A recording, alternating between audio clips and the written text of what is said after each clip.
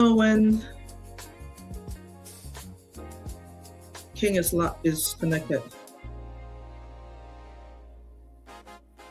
All right.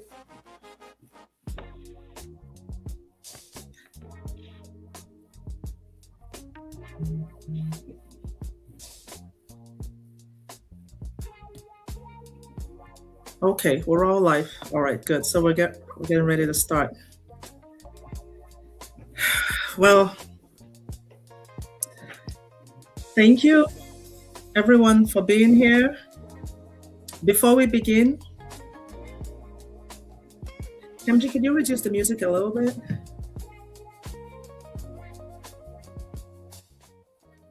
Thank you.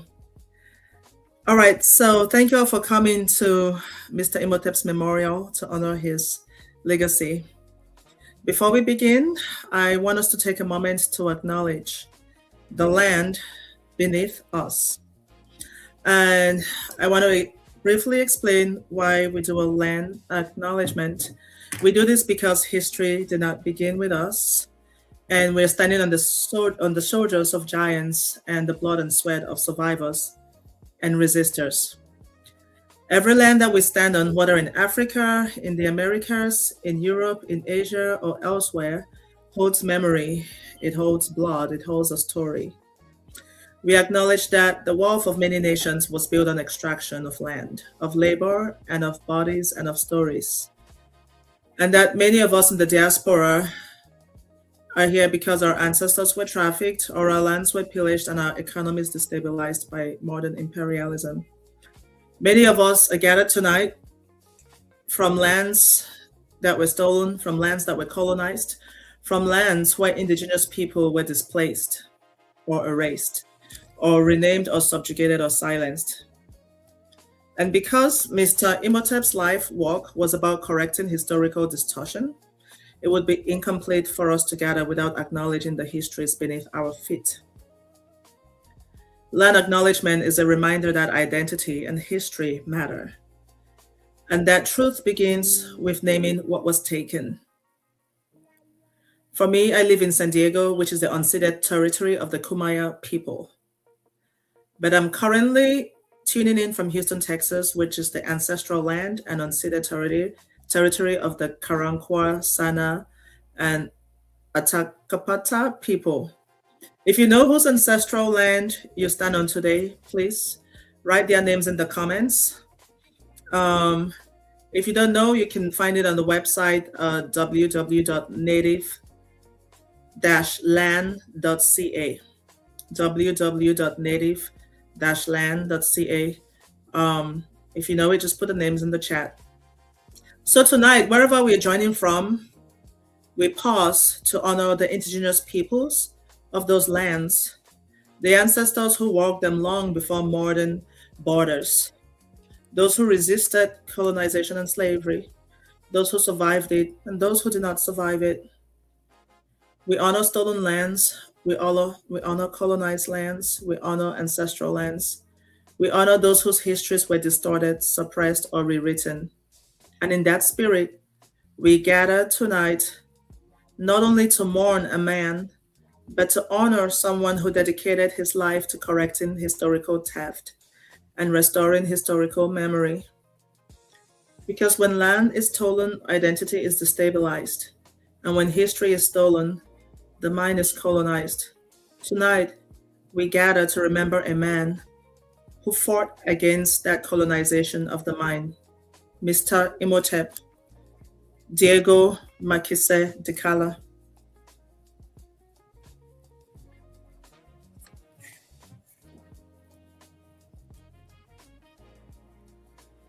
All right, so Christelle, were you going to do a quick translation for the family?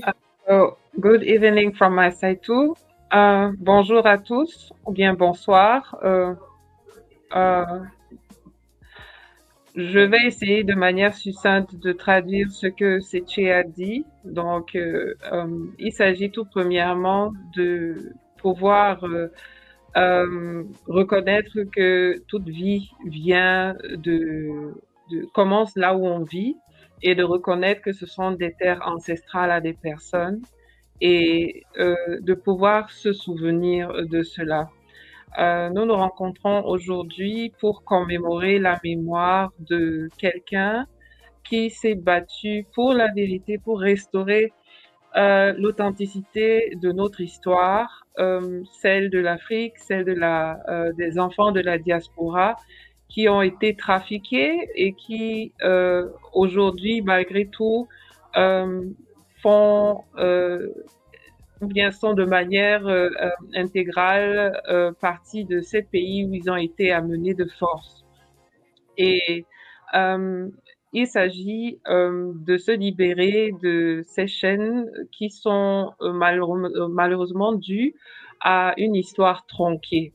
Et dans ce cadre-là, Monsieur Imhotep euh, a joué ou bien fait partie des personnes qui jouent un rôle central.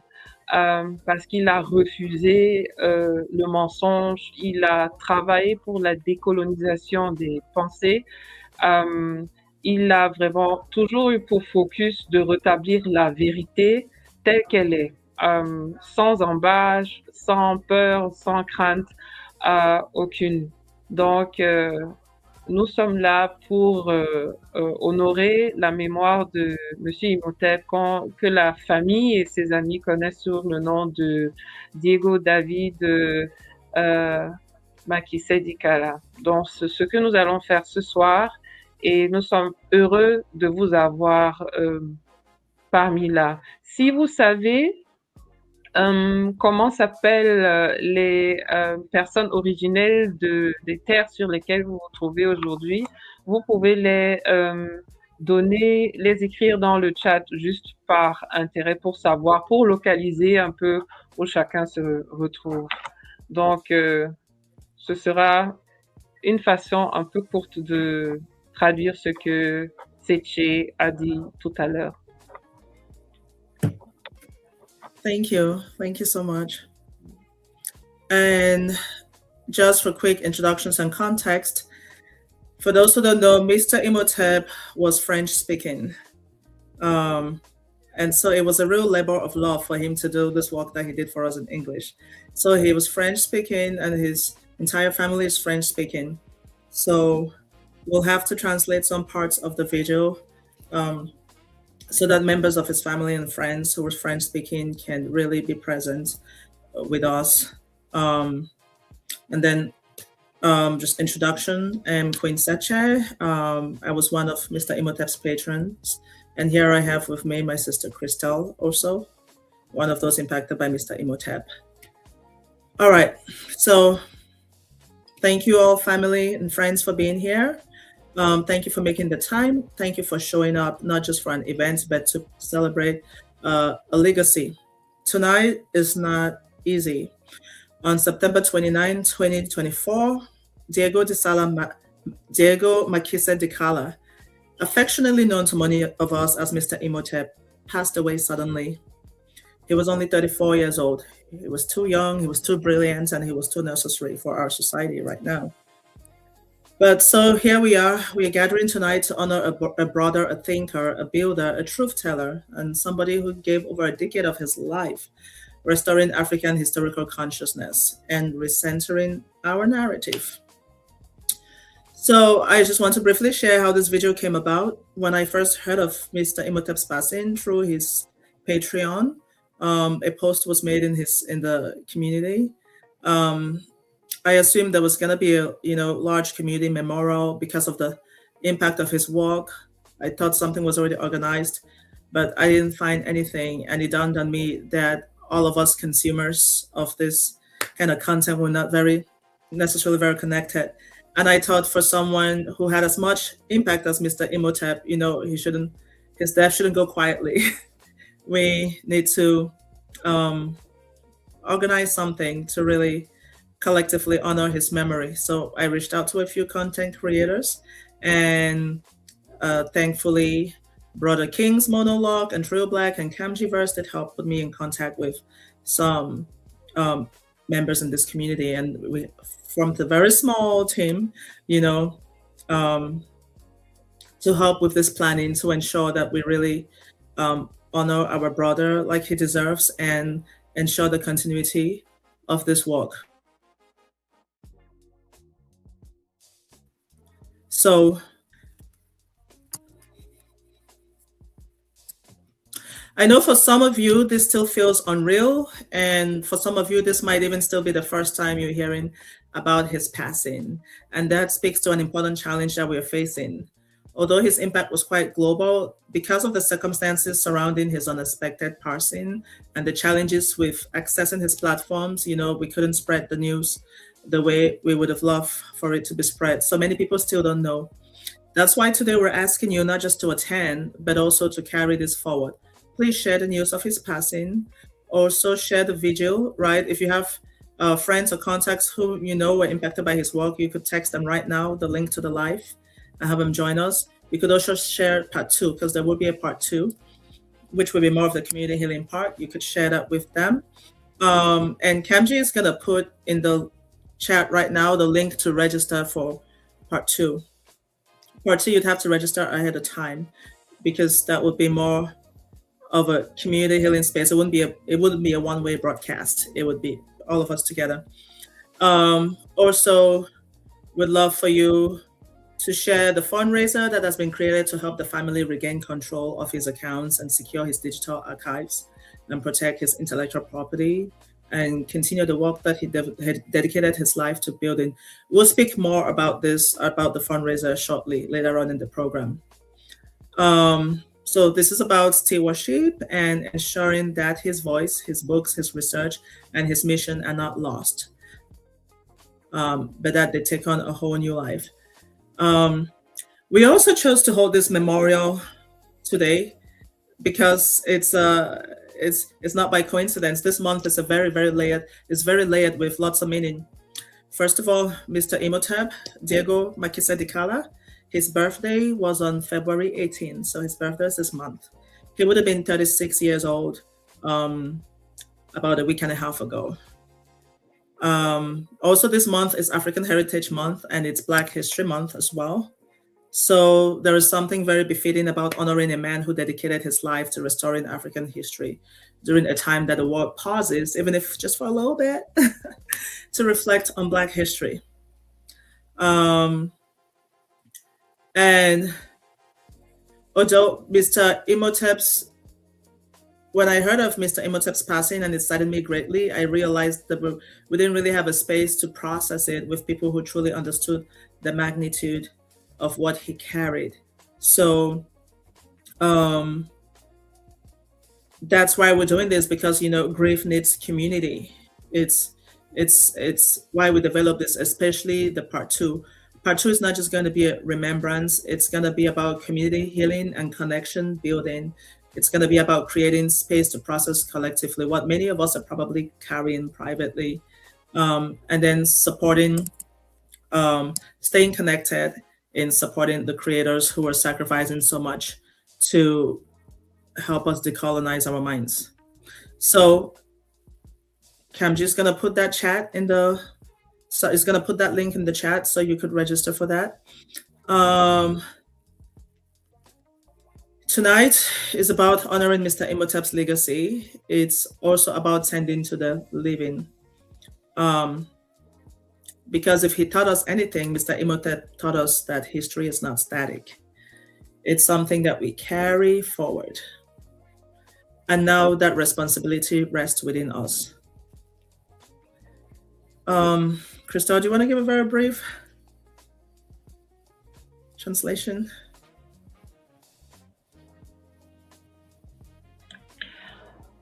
De manière succincte, Sache raconte les circonstances dans lesquelles elle apprend que Monsieur Imhotep nous a quittés.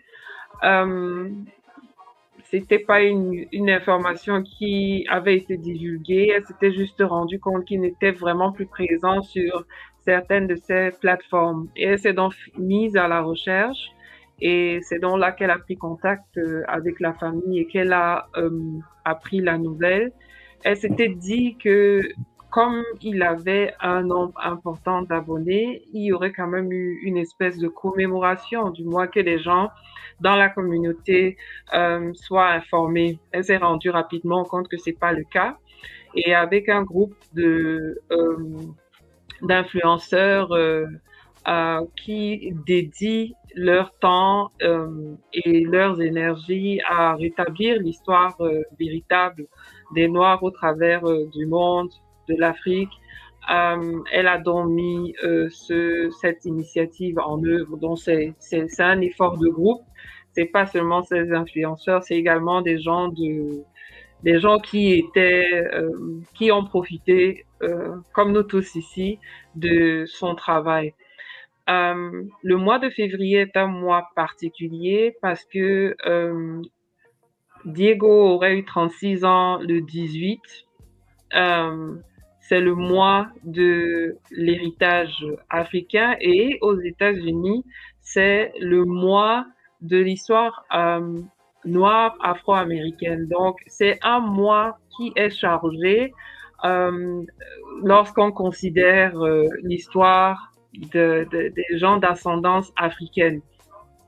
Et c'est d'autant plus important de le célébrer, enfin de commémorer sa mémoire ce mois de février, parce que justement, lui, il travaillait de manière acharnée à rétablir les faits historiques tels qu'ils étaient, à décoloniser les pensées et à permettre vraiment aux gens de se connecter, d'avoir une continuité dans leur histoire, en empêchant de, de divulguer ou bien de propager une propagande historique qui n'est pas correcte. Donc, en gros, c'est ce que Sache a dit. Il s'agit vraiment de le faire maintenant ensemble, en tant que communauté, de grandir ensemble, de dire au revoir ensemble. Il y aura une partie 2 dans 3 semaines. Nous allons mettre le lien euh, dans la barre d'information et ce sera là l'occasion pour tout le monde, enfin pour ceux qui sont intéressés, de créer des connexions et de s'assurer que chacun a vraiment la possibilité de travailler cette perte, mais au-delà de là, franchement, de créer des connexions entre ces influenceurs qui font ce travail magnifique et les gens de la communauté qui en profitent pour divulguer les informations et le message. Pour ceux qui ne sont pas au courant, ou bien qui n'étaient pas au courant que M. Imhotep nous a quittés, s'il vous plaît, profitez maintenant pour envoyer le lien de ce stream pour que ceux qui ne sont pas au courant puissent participer. N'hésitez pas à propager la nouvelle parce que, évidemment, on se rend compte que beaucoup de personnes n'étaient pas informées de son décès. No, that will be it for my part. Thank you. And finally, I want to say to his family who is here tonight, we thank you. We know that this journey has been triggering, revisiting his work, reading his words, all the things we've made you go through, you know, in order to collaborate with us. That takes courage. And we commend your bravery for staying with the process. And we hope that tonight contributes, even in a small way, to some healing for you.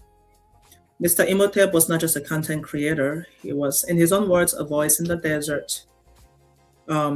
He walked before it was popular, before there was AI, before there was monetization, before there was any applause. And so tonight we gather not just to mourn a death, but to honor a mission.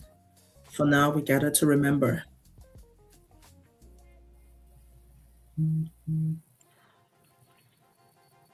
Donc, nous nous adressons de manière spéciale à la famille de Diego. Nous savons que c'est très difficile d'être là aujourd'hui, après le chemin que vous avez parcouru jusqu'à présent.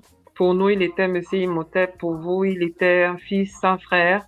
Et nous vous sommes reconnaissants de faire partie intégrante de ce processus que nous faisons ensemble. Il est d'autant plus important pour nous d'en parler parce que il était une voix dans le désert. Au moment où il commence son travail, c'était pas un sujet que les gens traitaient. Il était un pionnier dans ce qu'il faisait. Donc, il y avait d'autres personnes, mais c'était pas vraiment un travail qui était reconnu. Et il a sacrifié de son temps, de son énergie. Ça c'est quelque chose que vous savez probablement mieux que nous. Euh, et c'est dans ça. Il a fait son, il a fait son travail et on voit les fruits aujourd'hui. Thank you. And so now I'll just give a brief overview what the program is going to be like. So and then we'll continue. We'll have a moment of silence and a brief cultural ceremony slash prayer. And then we'll go into the tribute section. We have a whole video prepared talking about Mr. Imhotep's biography, his eulogy, and everything. You get to learn a little bit more behind the scenes about Diego Maquisa de Cala. And we'll have some tributes, some words from his family as well. And we'll have some words from fellow content creators. And then we'll also have some tributes for members of the community who've been impacted by his work. And we'll have a musical interlude. And then two songs we'll sing for him. And then we're going to have a panel discussion, and then we'll discuss where we go from here. And of course, in this, we'll also discuss more about that fundraiser that I alluded to earlier. So for now, let's take a moment of silence, wherever you are. Let's take a minute in silence, just honoring the memory of Diego Maquisa de Cala. So I'm gonna set my timer for 1 minute. Wherever you are, just sit in silence and reflect on him and his work.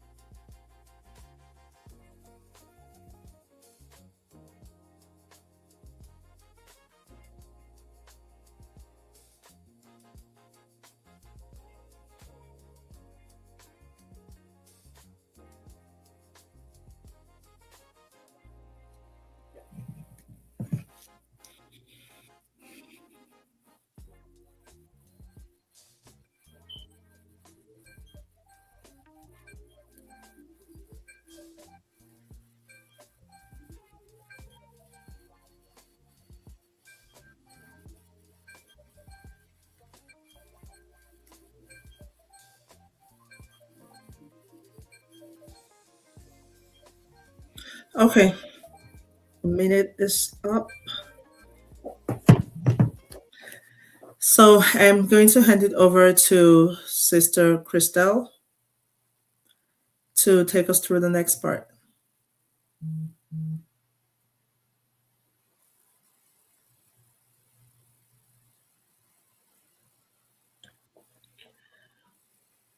So, good evening again.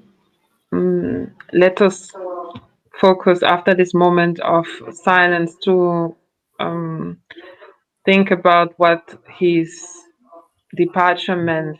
We gather today with full hearts to honor the life of our brother and son, Diego David Makisedi Kala.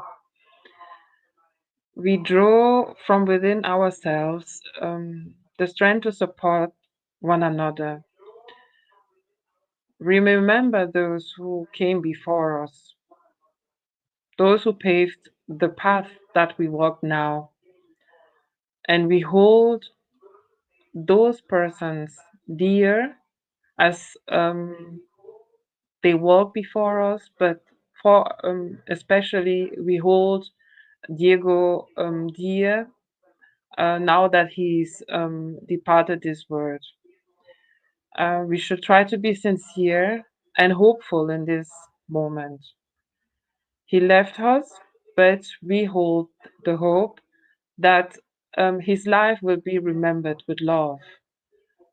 We do not wish that his shortcomings be forgotten. They are the mark he left on this world.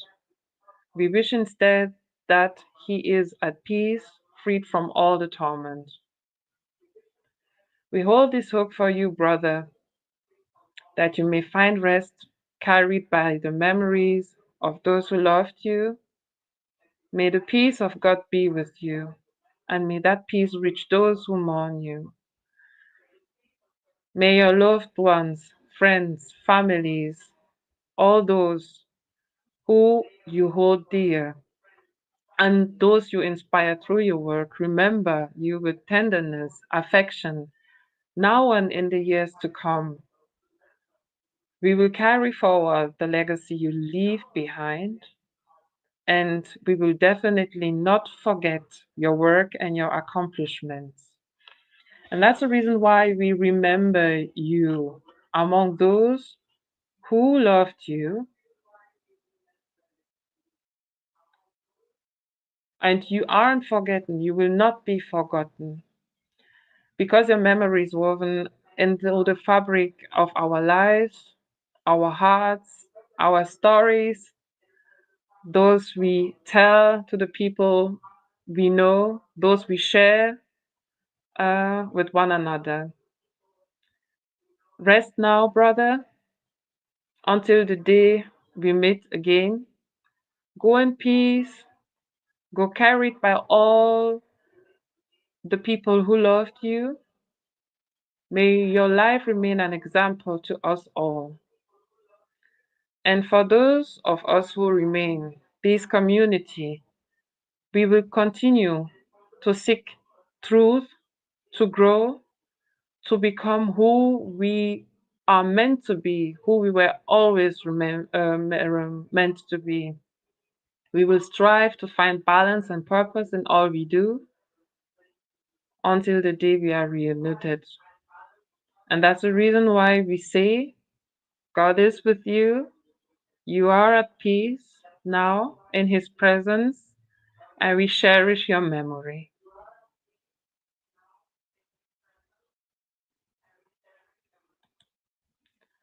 Donc, je vais essayer de le traduire en français également. Nous sommes réunis aussi aujourd'hui de plein cœur pour honorer la vie de notre frère et fils, Diego David Makise Dikala. Nous puisons dans nos cœurs la force nécessaire pour nous soutenir les uns les autres en cette période difficile. Nous n'oublions pas ceux qui nous ont précédés et qui ont tracé le chemin que nous empruntons maintenant. Et nous gardons Diego dans nos cœurs alors qu'il commence ce voyage hors de ce monde. Nous devons faire des efforts d'être sincères et pleins de douceur ensemble en cette période difficile. Diego, tu nous as quittés, mais nous espérons néanmoins que la vie que tu as vécue, que les gens s'en souviennent avec tendresse et amour. Nous ne souhaitons pas que tes manquements soient oubliés, ils sont l'empreinte même que tu as laissée dans ce monde.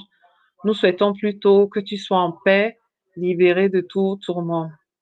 Nous gardons cette espérance pour toi afin que tu puisses trouver le repos auprès de Dieu, porté par la mémoire de ceux qui t'aimaient. Que la paix de Dieu soit avec toi et que cette paix se propage sur ceux qui te pleurent. Que les tiens et ceux que tu as inspirés par ton travail, tes amis, ta famille, cette grande communauté, cette grande famille au travers des 4 coins du monde se souvient de toi avec affection maintenant et pour les années qui viennent. Et pour nous qui restons, tes accomplissements ne seront pas oubliés.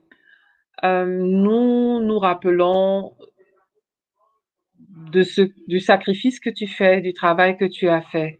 Et nous profitons de cette occasion, nous profitons de l'occasion d'être auprès des gens qui t'aimaient pour le faire de plus belle. Tu ne seras pas oublié. Tu es tissé dans la fabrique même de nos souvenirs, de nos cœurs, de nos pensées, des histoires que nous racontons à ceux qui ne te connaissaient pas ou bien de ceux qui te connaissaient, qui connaissaient ton travail. Repose-toi maintenant jusqu'au jour où nous nous retrouverons. Va en paix, va porter par tous ceux qui t'aimaient, que ta vie soit pour nous un exemple, parce que tu cherchais la vérité et nous continuerons à chercher cette vérité, à grandir, à devenir ceux que nous avons toujours appelés à être. Nous nous efforcerons de trouver l'équilibre et le sens en tout ce que nous faisons et ferons. Et pour conclure, le plus important, Dieu est avec toi. Tu es en prêt auprès de lui et nous chérissons ta mémoire et ton empreinte, ton impact.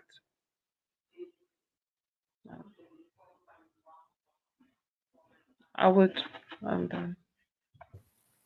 Sorry, I didn't realize I was muted. Thank you. Thank you very much, Sister Christel. That was very touching. Thank you for that touching prayer, that touching tribute. I'm sure his soul must feel it wherever he is. So I would love for you to go ahead and talk to us about the fundraiser for the Legacy Fund, whose link it is we see at the banner of the stream. There's a link there to the fundraiser. Can you go ahead and talk about it, Sister Christel?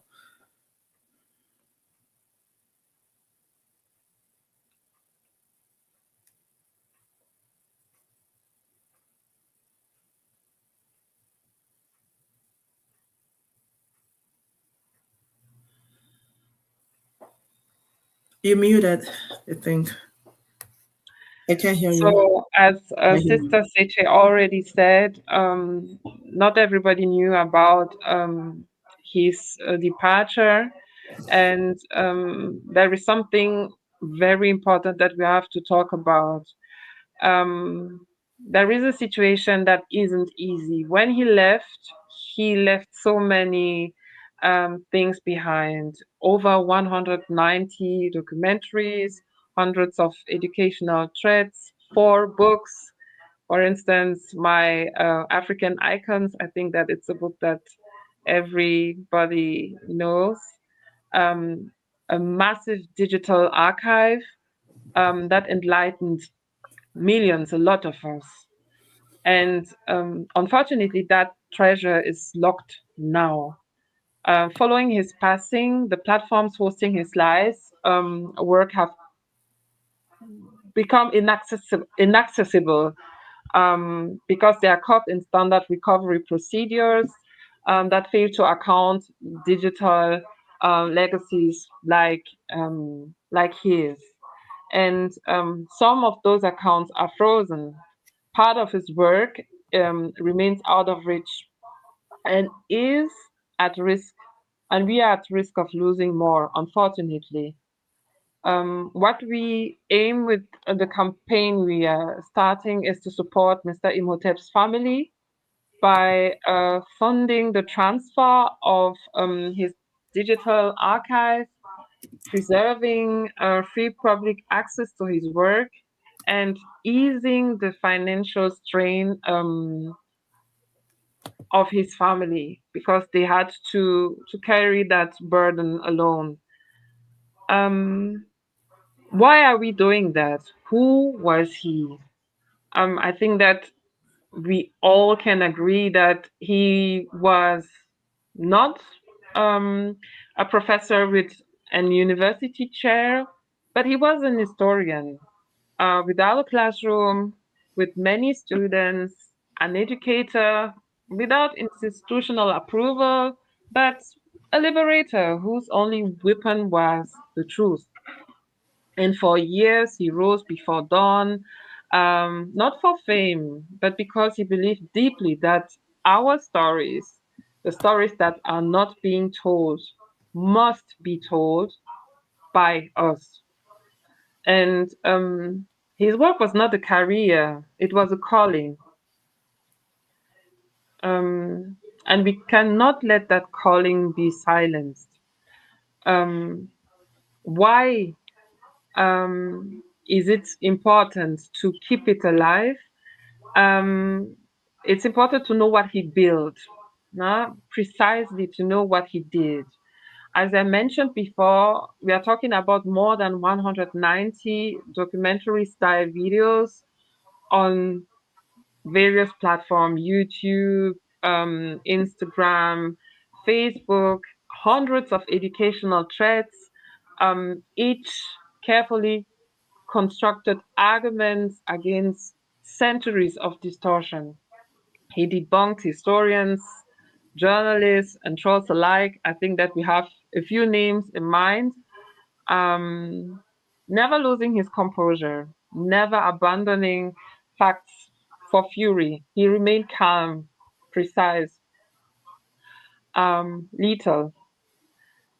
He wrote 4 books, um, and as I said before, there is this massive free digital archive that is accessible at no cost for African or people from African descent who have an internet connection. What he did too was to inspire an entire generation of creators. Um, he didn't just teach history, he taught how to teach that history.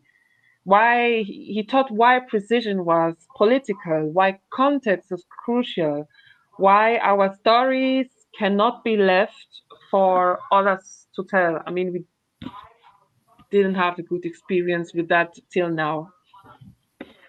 So, what did he restore for us?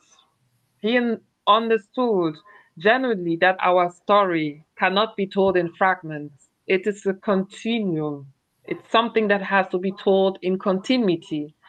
There is not a period that one can take to start talking about Africans, African descendant Black people around the world, because that would be equivalent to lying.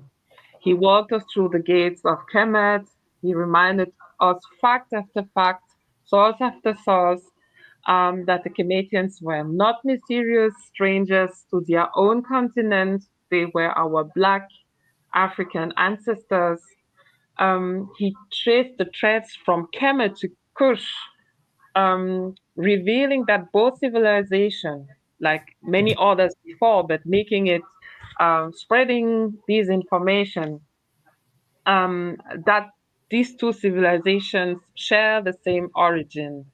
That the kingdom of Kush, um, whose pharaohs ruled from Napata to Teb, whose pyramids rose in Nubian glory, while Rome was still a village of mud huts, is important. He unearthed the mathematical genius of Timbuktu scholars, projecting their manuscripts. So we could see with our own eyes that African minds map the stars, while libraries elsewhere slept. Um, he did so much for us that it is important to to remind those who came before him. He didn't just start talking about it without having any kind of source. There are names like Sheikh Anta Diop, for instance, that we know. Teofilo Benga, who did a lot. Um, exactly. So what can we do now to save that legacy? There are many ways to support that particular effort. The financial contribution, every gift, whether modest or substantial, brings us closer to unlocking the accounts that aren't accessible, and to preserve the work that he's done for the future generation. Please share this campaign widely. Don't hesitate. As we said, we sent the link. Just spread it. Tell it to those who don't know. Amplify the message, and honor him in your own way. No, like a candle, prayers. Ask God to guide this fight. We are a small group of people, as we said before, family, content creators, or members of this continuity community, um, who thirsts for knowledge, for the knowledge he had, and we cannot and we will not let his family fight alone. Um, Mr. Imhotep didn't have a Nobel Prize. He didn't have a prestigious chair, chair at a prestigious university. Sorry. He didn't have mainstream recognition from institutions that spent centuries denying the truth, but he received something much more greater, our gratitude and the respect of all the Black people worldwide. And we all say the same thing. Um, we say thank you for showing us who we are. Um, we know that. Sorry, I'm It's emotional a little okay. bit. It's Um, I'm sorry. I need to okay. gather myself a little bit. Sorry. Um, yes. He showed us. He showed us who we are, and we are thankful for that. Um, he Thank you. lived a life of truth, and he. We must continue to carry the torch. We cannot let the status quo. Um, we have to invest in our collective memory. We are not mourning passively. We are fighting actively the way he taught us, argument after argument, source after source, with calm but with precision. And it is important to do it, because if we don't act now, um, that what he did may not be accessible for generation to come. Kids in the future will watch his documentaries, they will read his threads, they will read his books, and they will be able to see themselves as what they are, and they will hopefully be proud of their history and from where they come from. Um, Children kissed by the sun, children proud to be Black, and children thankful for their heritage. That is his legacy, and defending that legacy is our mission. So, the most important question now is to know if you will join the fight, and we really hope you do. So, Thank you. Thank you so much, Sister Christelle, for that. Yeah, it's not been an easy journey, and we hope you all will join us and the family to keep this legacy alive, continue this work. Um, Thank you. Crystal, can you just take like 30 seconds and talk about the fundraiser in French? Just don't talk about Mr. Imhotep, just the fundraiser. This is where you Yes, go. yes, This is what it yes. is. Because we'll, Um, thank you. donc, vais essayer de le faire de manière un plus succincte. Je m'excuse que les traductions en français soient courtes. Nous avons commencé une collecte, une levée de fonds pour pouvoir sauver le travail que Monsieur Imhotep a fait. Le problème que sa famille rencontre depuis qu'il est décédé est qu'il y a difficulté à accéder à une partie importante du travail qu'il a fait sur des plateformes diverses. Et le temps, c'est une lutte, c'est un combat contre la montre. Il faut qu'on agisse rapidement parce que des éléments qui sont accessibles aujourd'hui peuvent ne pas l'être dans quelques semaines si nous ne faisons pas ce qu'il faut faire. Il s'agit également d'aider la famille qui porte le poids pas seulement émotionnel mais financier de ce combat. Donc, il faut que nous les joignions. Il y a plusieurs choses qu'on peut faire à ce niveau. La participation financière, tout ce qu'on peut donner, tout ce que vous pouvez donner, n'hésitez pas. On est reconnaissant pour tout. Amplifier le message et le propager pour que le maximum de personnes soient au courant de son décès et de ce qui est en train de se passer avec son travail. Ce sont mine de rien 190 livres, des milliers de posts, 4 livres qu'il a écrits. Euh, et il s'agit vraiment de garder ces archives digitales sur place, en place, pour que ceux qui viennent après aient la possibilité d'en profiter. Thank you so much, Sister Couldn't Crystal. do that in 30 minutes because, in 30 seconds, It, I'm sorry. no, no, no, it's okay. I was just, it didn't have to be 30 seconds. I just meant, Yes, I know. it was great. Thank you. Thank you so much. Um, so next we're going to watch a video montage, you know, where we'll get to see who Diego Maquisa Dicala, David Diego Maquisa Dicala um, was. We'll see the real person behind the avatar. Um, and we'll also sample a few of some of our favorites of his shorts. So thank you, Brother Cam Givers, for putting this together for us. And here we go.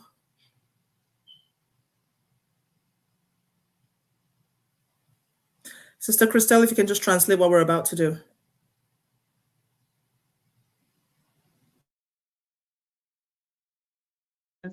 So on va regarder maintenant un montage qui va nous montrer un peu la vie de Monsieur Imhotep, découvrir qui il est.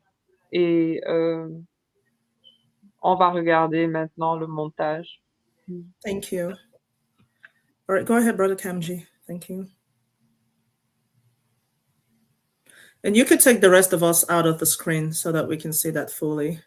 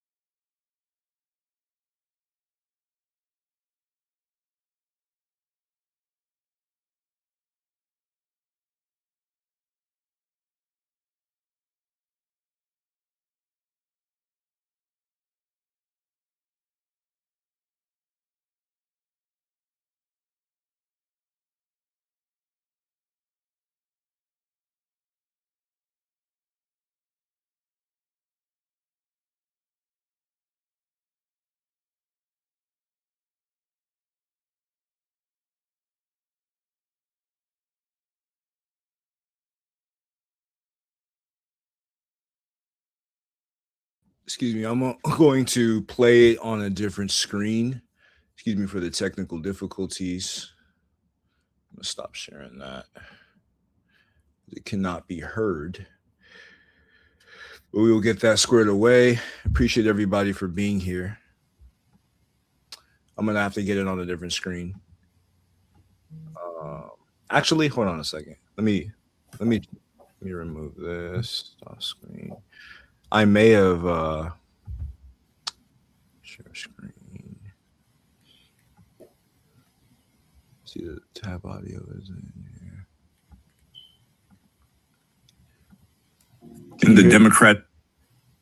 Can you? I think I just heard something, but it stopped. It's playing on my screen, but I'm gonna try to play it from a different window. Excuse me. I'm gonna try to get it on so that you could hear it in its full totality.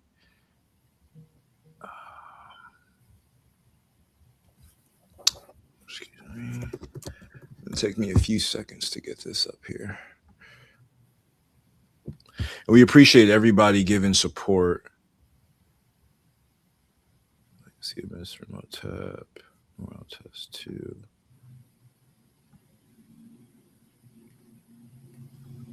Make sure that this is good to go. All right. Okay.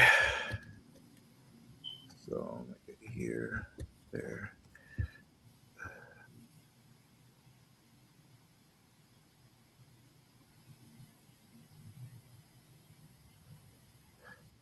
All right. Boom, boom.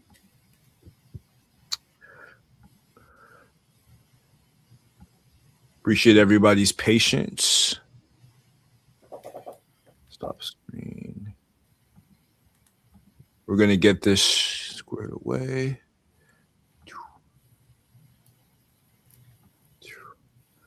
So everybody should be able to see this.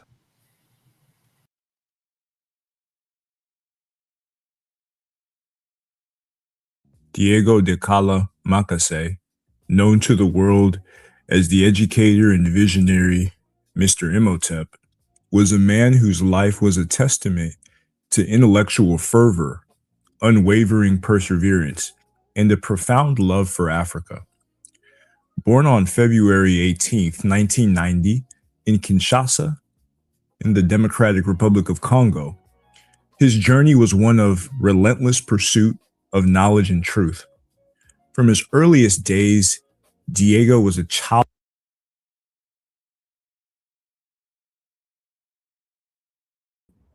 Someone is saying that they can't see it on my channel. To make sure that the people live can see it. It's showing that you can on the channel. Yeah, it's showing that you can see it on the channel. So for anybody, excuse me, for anybody listening on Comgyverse, okay, saying it's all good. All right, perfect. Aglow with an intellectual fire. Described as studious, curious, and fiercely determined, he set an example for his peers. His competitive spirit was not about defeating others, but about outdoing himself. A telling childhood anecdote recounts his friendly academic rivalry with his cousin. They would constantly fight for the title of first in class. So driven was Diego that being in second place troubled him, leading him to pledge to his father to redouble his efforts, a promise he kept. This early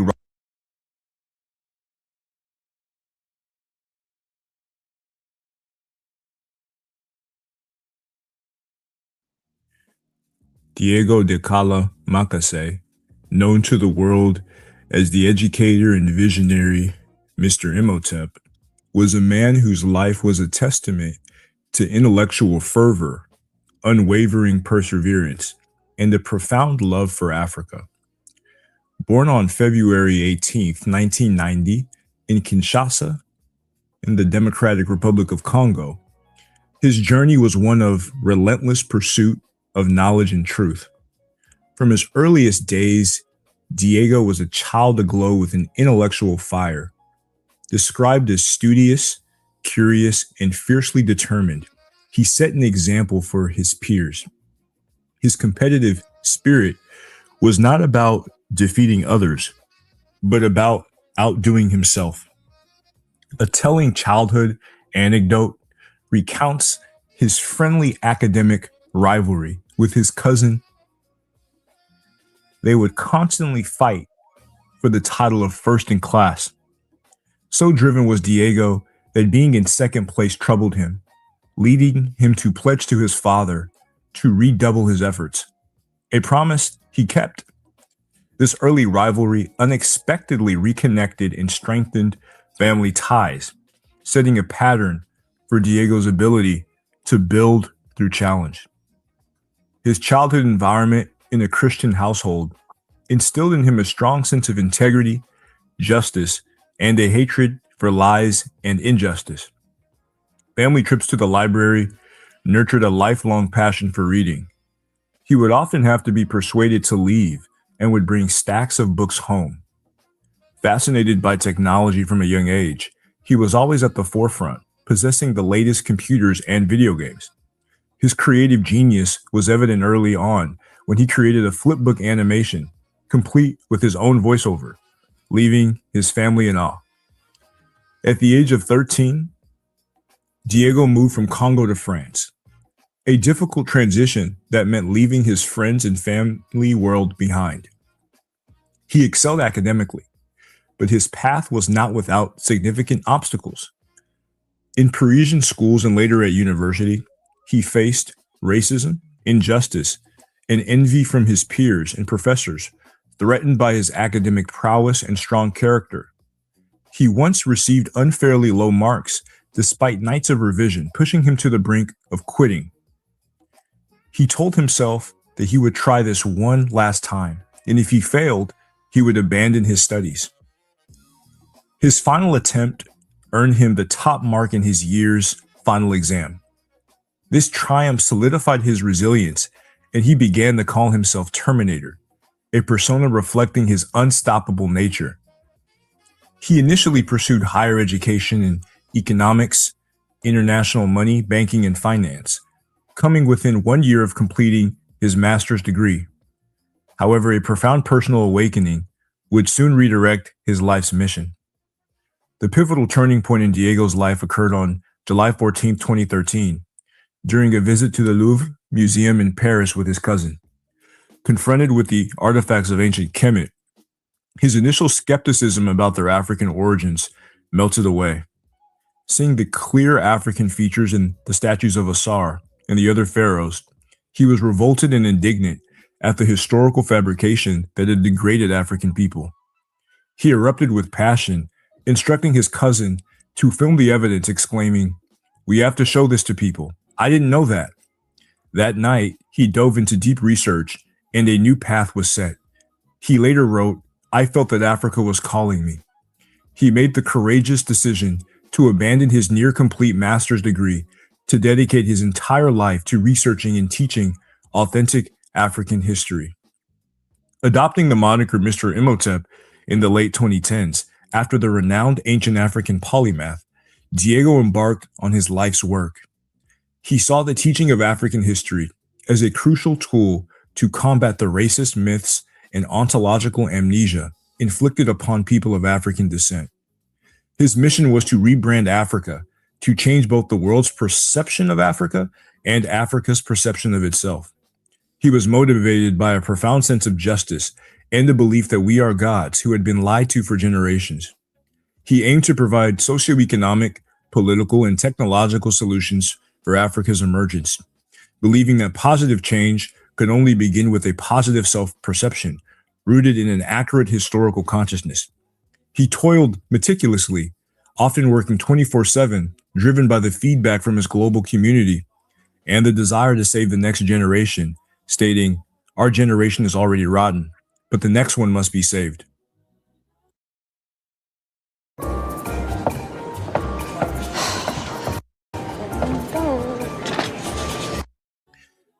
Behind the serious scholar was a man of great warmth, humor, and diverse interest.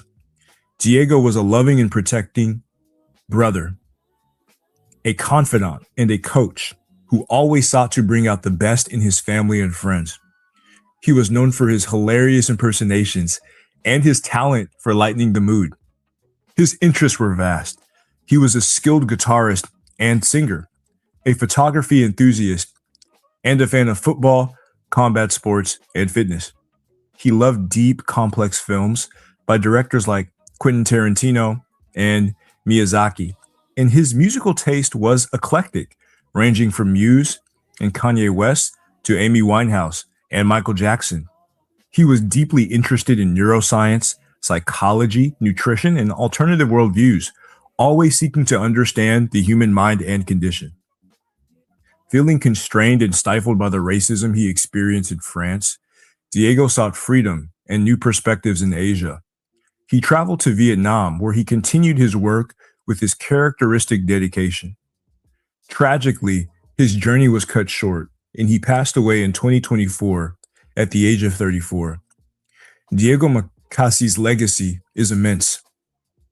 Through his videos, social media posts, and his series of children's books, Musicons Africains, he touched millions of lives.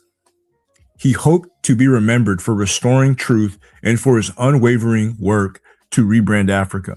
His family wishes the world to see him as a hero of Africa, a man of integrity who dedicated his life and discipline and love to restoring the honor of African people so they may be respected and never humiliated again. David Makise's final message, echoed in his life work, is a call to action, to be proud of your identity, to spread the truth of your history, and to never stop learning. Today, we remember Diego Makise, affectionately known as Mr. Imhotep. I looked and found all these pieces. People tend to use them as evidence. And that's true. There are many statues of ancient Egyptians that are entirely white. But here is the issue, that's not their original state. This issue actually concerns all the art of antiquity, especially in ancient Greece and Rome. Their statues were originally painted, but they have been whitewashed later. But let's go back to our topic. Let's take this statue for example. It's clearly white, right? But when we zoom in, here's what we see. Do you notice these traces of dark brown pigments? These are traces of its original hue. This statue wasn't originally white. It lost its color with time. Here are other examples. You can see the same issue. So, basically, the Kemites never depicted themselves white-skinned. We've all heard of the so-called black pharaohs from Kush. These pharaohs are presented as the only black pharaohs, as if the others were not black. The problem is that as soon as we really start studying Kemet in depth, it becomes obvious that there have never been any indigenous white pharaohs, despite what we've been told. However, when looking at ancient Egyptian art, it's obvious that a great majority, if not all, of the pharaohs and the majority of their people were dark-skinned, and I can support that statement with these images. Here we see that the ancient Egyptians sculpted their rulers in stone, and they sculpted black and dark-skinned people. We can all see it. So, most people live in an illusion that ancient Egyptians were white or at least not black. In the excerpt, Meta challenged me to prove things to him, while he shows no evidence of the opposite. The most problematic aspect of his claims is that, by framing them in this manner, he implies that the indigenous inhabitants of that African country weren't black. This creates the false impression that Kemet was a multiracial civilization with modern Europeans, Arabs, Indians, and then a minority of black people. It suggests that black Egyptians were merely one among several groups in a civilization that belonged to some mysterious non-black original race. So, every race was indigenous and contributed to the making of that civilization. Thus, he completely inverts the historical narrative. Since he spent nearly 90% of his response video to say that he wasn't a liar, I will assume that it is simply due to a lack of knowledge regarding ancient Egyptian history. Who were the ancient Ethiopians? According to ancient Greeks, Ethiopians were blameless. the tallest and handsomest men. They were the first humans and the first to worship the gods. The gods were so pleased by their piety that they never let them be conquered by foreign nations. They even said that Egyptians were Ethiopian colonists led by King Osiris. Most people believe that it's about this Ethiopia. But this is how Greeks portrayed those Ethiopians. Nothing to do with these Ethiopians. Ethiopian means burned faces. It designated all black Africans living directly south and west of Egypt. Modern Ethiopia was then known as Axum. When invaded, Egyptians fled to ancient Ethiopia, which is Nubia or Kush. There, they regrouped with their fellow Africans to fight back. No foreign nation had ever conquered the Black Coalition, until King Ezana of Axum, who joined forces with Romans in Egypt, attacked them, creating two fronts. Ethiopia fell, and Ezana proclaimed himself King of Ethiopia. That's how Axum usurped that identity and became known as Ethiopia. Subscribe and activate the bell. What most people don't know about Egypt and Nubia. In the 1960s, the Egyptian government decided to build a dam on the Nile near Aswan. But there was one major problem. Historic sites near the river would be submerged. That's why a group of archaeologists led by Dr. Keith C. Seal traveled to Qustul in Nubia to save relics before the flood. What they discovered exceeded their wildest dreams. Tombs 10 times the size of Egypt's pharaohs, containing 10 times as much pottery, vessels, pallets, mace heads, and other valuable objects. These tombs would be considered royal in Egypt, and further investigation revealed that these kings reigned 600 years before Egypt's first pharaohs. The most important was hundreds of clearly pharaonic images, especially an incense burner depicting all traditional pharaonic symbols like a king wearing the white crown of Upper Egypt. This is the earliest depiction of that crown. It proves that the first pharaohs were Nubians who spread northward, as taught in the Egyptian Edfu texts. You know, some things just fit better when they're shorter. Like your link. This information is hidden because it proves that black Africans created Egypt. Who were the Natufians? The Tufians were the original inhabitants of the Middle East. They lived in countries like Israel, Jordan, Syria, Palestine, Turkey, and are known to be the inventors of agriculture 12,500 years ago. That invention triggered the development of first civilizations in all these areas. They are also the first people to make bread. Several biologists like Iosif Lazaridis and Nadine Roland studied their bodies. They found out that the indigenous people from the Middle East had Y chromosomes of African origin, and that they didn't experience Neanderthal admixture. It made them different from all other later populations in the Levant. In other words, they were black African explorers who settled in the area after the last ice age. Their haplogroup, E1b1, is the main haplogroup inside the African continent today. In its original form, it's almost exclusively found among black African populations from countries such as Ghana, Ethiopia, Burkina Faso, Senegal, South Africa, Gambia, Cameroon, Tanzania, and even among some African Americans. So, we can say that Africans invented agriculture. Do you know this mysterious dog breed? They were highly prized not only for their intelligence and athleticism, but also for their unique vocalizations, which is characterized by a lack of barking. Depicted in literature and artwork in Kemet, they were used for hunting and guarding roles. Kemites believed that they had magical abilities, could speak with the gods, and that they had healing properties. As time passed, the true origins of that breed became a mystery. Some experts believed that they had always been native to Egypt. But where did these mysterious dogs truly come from? In the late 1800s, Europeans discovered a new breed of dog in Africa. Locals called them Basenji. After examining them, they noticed a remarkable likeness to dogs seen in Kemetic artwork, but also in cave drawings from as early as 6000 BC all over North Africa. They both had curled tails and prick ears. It was the pharaoh's breed. But something else grabbed their attention. Contrary to their beliefs, the Senjis did not originate in Egypt. They originated in Central Africa, notably the Congo area. Another piece of evidence supporting the connection between Kemet and Inner Africa. Are Egyptologists lying about ancient Egypt? In 2012, Zahi Hawass and the Egyptian government conducted research on Ramses III's mummy. It was the first study of this quality on royal mummies. They discovered that the king was murdered through a plot fomented by one of his wives. The results were widely publicized, but some key details remained hidden. The relationship between the king and a nearby mummy was determined using genetic kinship analyses. The man was Ramses' son. Both were Y-DNA E1b1 carriers, the most common haplogroup in Black Africa. Surprisingly, that info never made the news. Something unusual, since they've been flooding us with studies on non-royal mummies lately. A decade later, Zahi Hawass admitted that the skulls and complexions of Kemites resembled those of Black Africans. The skull looks like African. No, they were dark skinned, but they were not black. But they're not Negro. And we now know he is aware that many Egyptian pharaohs were genetically linked to Black Africans. Regardless, he insists that they were not black. So, yes, Experts are lying about chemistry. Certainty brings confidence. So how do you get certainty? And what's my number one certainty?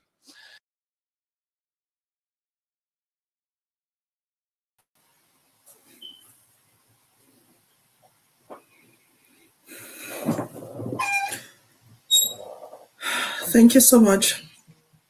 Thank you so much for that, Kamji verse.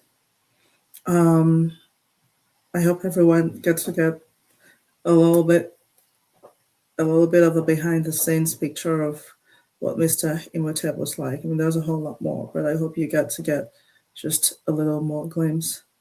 So we're now going to call on his family. We're going to the tributes time, so we'll start with family tributes. That will give us more insights into Mr. Imhotep as well.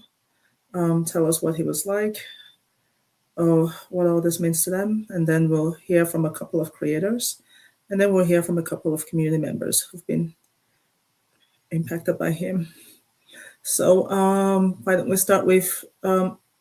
Makise? This is the father of Mr. Imhotep. Mr. Makise, you have the floor.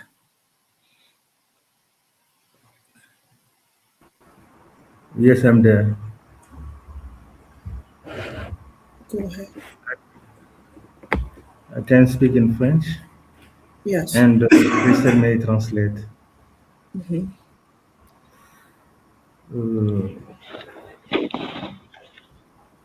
Je dirais aujourd'hui, moi et ma famille, nous remercions beaucoup le Seigneur Jésus-Christ, qui est le maître des temps et des circonstances,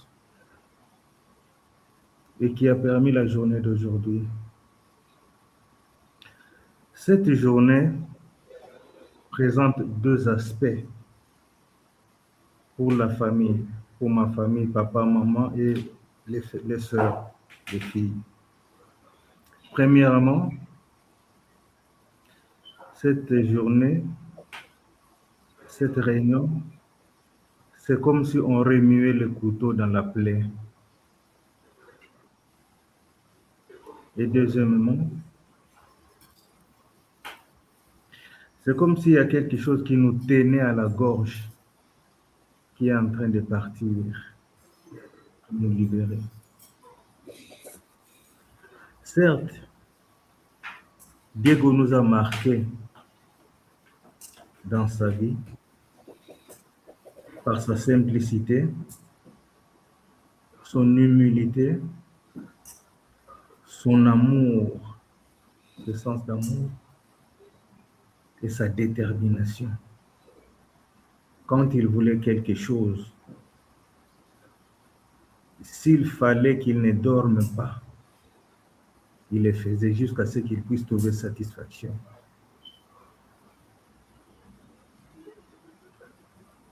Concernant sa passion pour l'Afrique, nous qui étions à côté de lui, nous ne savions pas qu'il avait fait un si grand travail de taille.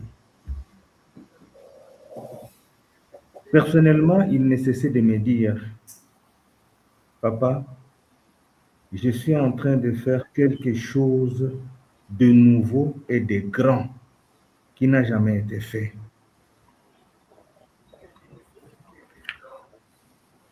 Malheureusement, juste au moment où nous avons commencé à le comprendre, à savoir ce qu'il fait, le Seigneur l'a rappelé. Je peux dire que c'est maintenant là, avec les contacts que nous avons avec la communauté,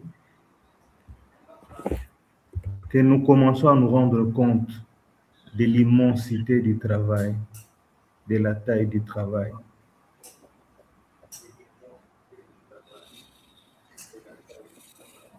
De ses départs, de sa mort à 34 ans, comme on le dit à fleur d'âge, nous ne pouvons dire que, comme Ecclésiaste 3:11 le dit, il fait toutes choses bonnes en son temps. Le Seigneur, il fait toutes choses en son temps. Qu'est-ce que nous pouvons dire? Il est parti. Au nom de la famille, moi, papa, maman et les filles,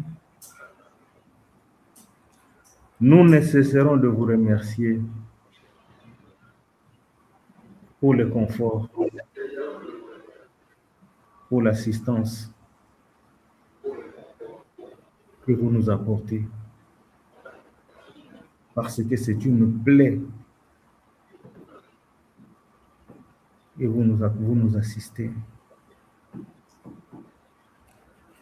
Nous ne cesserons surtout de remercier le Seigneur Jésus-Christ qui nous l'a donné comme fils et comme frère. Merci, que le Seigneur vous bénisse. Be blessed. Thanks.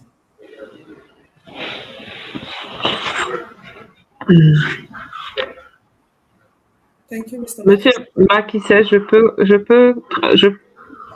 Yes. Donc, okay. So, Mr. Makise was saying that today is a particularly difficult day for them because they have the feeling that the thing that was choking them, was holding their breath, is being lifted. They unfortunately have to revive what they have been gone through. But they are thankful for what the community is doing to commemorate his memory. The family didn't really know what he was doing. When they started understanding what he was doing, unfortunately, he died. His father describes him as somebody who was very focused, who never gave up. When he had something to do, it would do it, not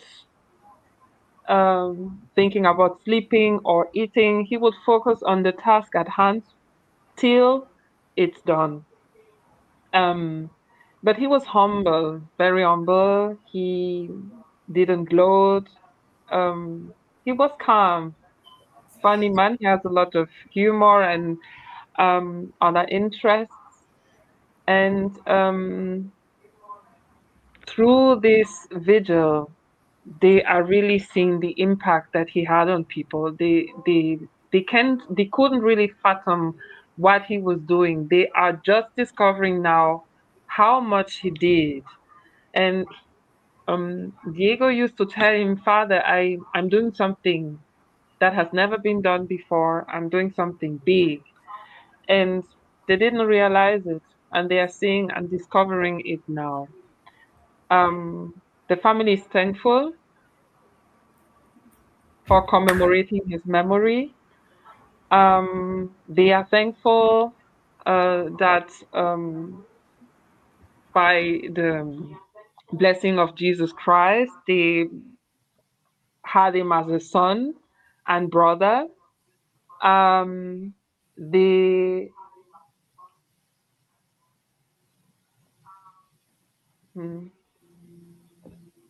say that everything that happens has a reason why it happens.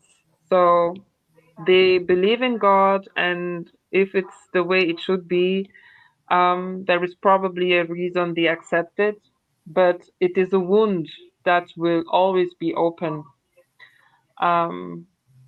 Yes, but they are thankful and they bless us. Yes. Thank you. Thank you so much, Sister Krista. Thank you, Mr. Makisa. Who is going to be the next person from your family that will pull up?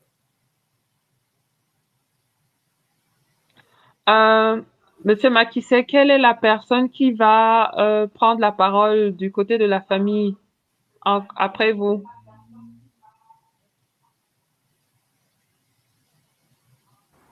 En principe, la maman devait parler, mais elle n'a pas le... Puisqu'il y avait aussi le Kennedy qui devait parler, Pendant que Kennedy est en train de parler, je vais passer le lien à la maman, comme ça elle peut se connecter et dire quelque chose, s'il vous plaît. S'il vous plaît. S'il vous plaît. Pas de souci. Donc, Kenzie will speak now. The mother is supposed to speak too, but he has to send the link first because she has issues connecting. Okay. Kemji, you can go ahead and bring on Kennedy and take me off.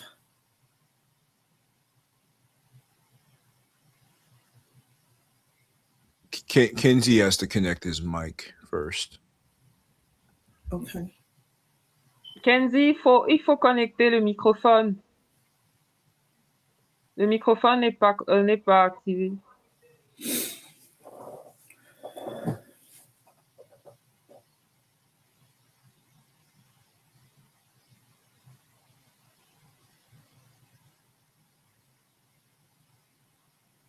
In the meantime, while we're waiting for that, just a reminder that we have a fundraiser going on.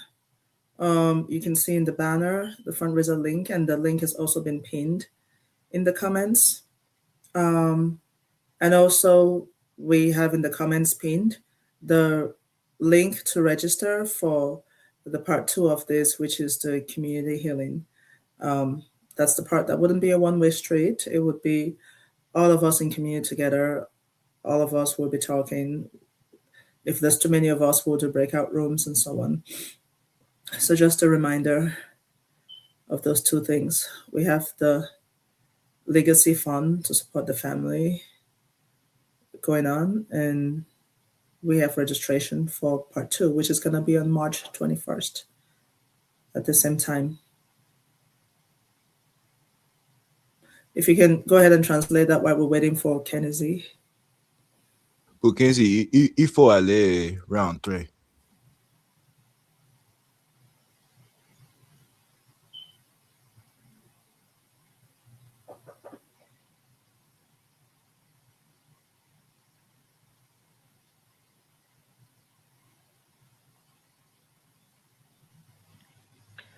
Monsieur Makisset, Kenzie est à côté.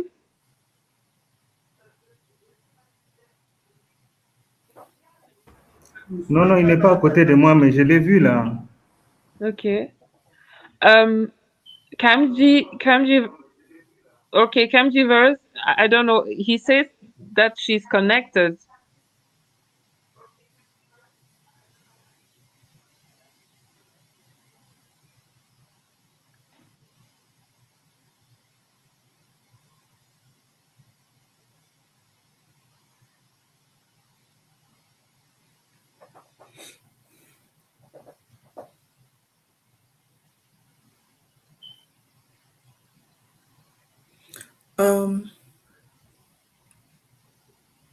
Je crois que son mic ne marche pas.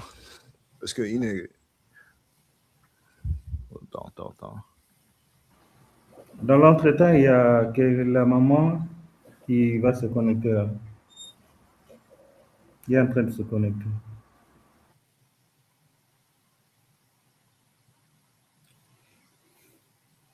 Because right now with Kenzie, it says not connected. So maybe it's not, he disconnected his mic or something like that.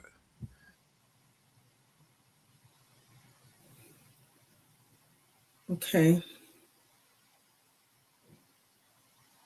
Is Mama Nicole ready?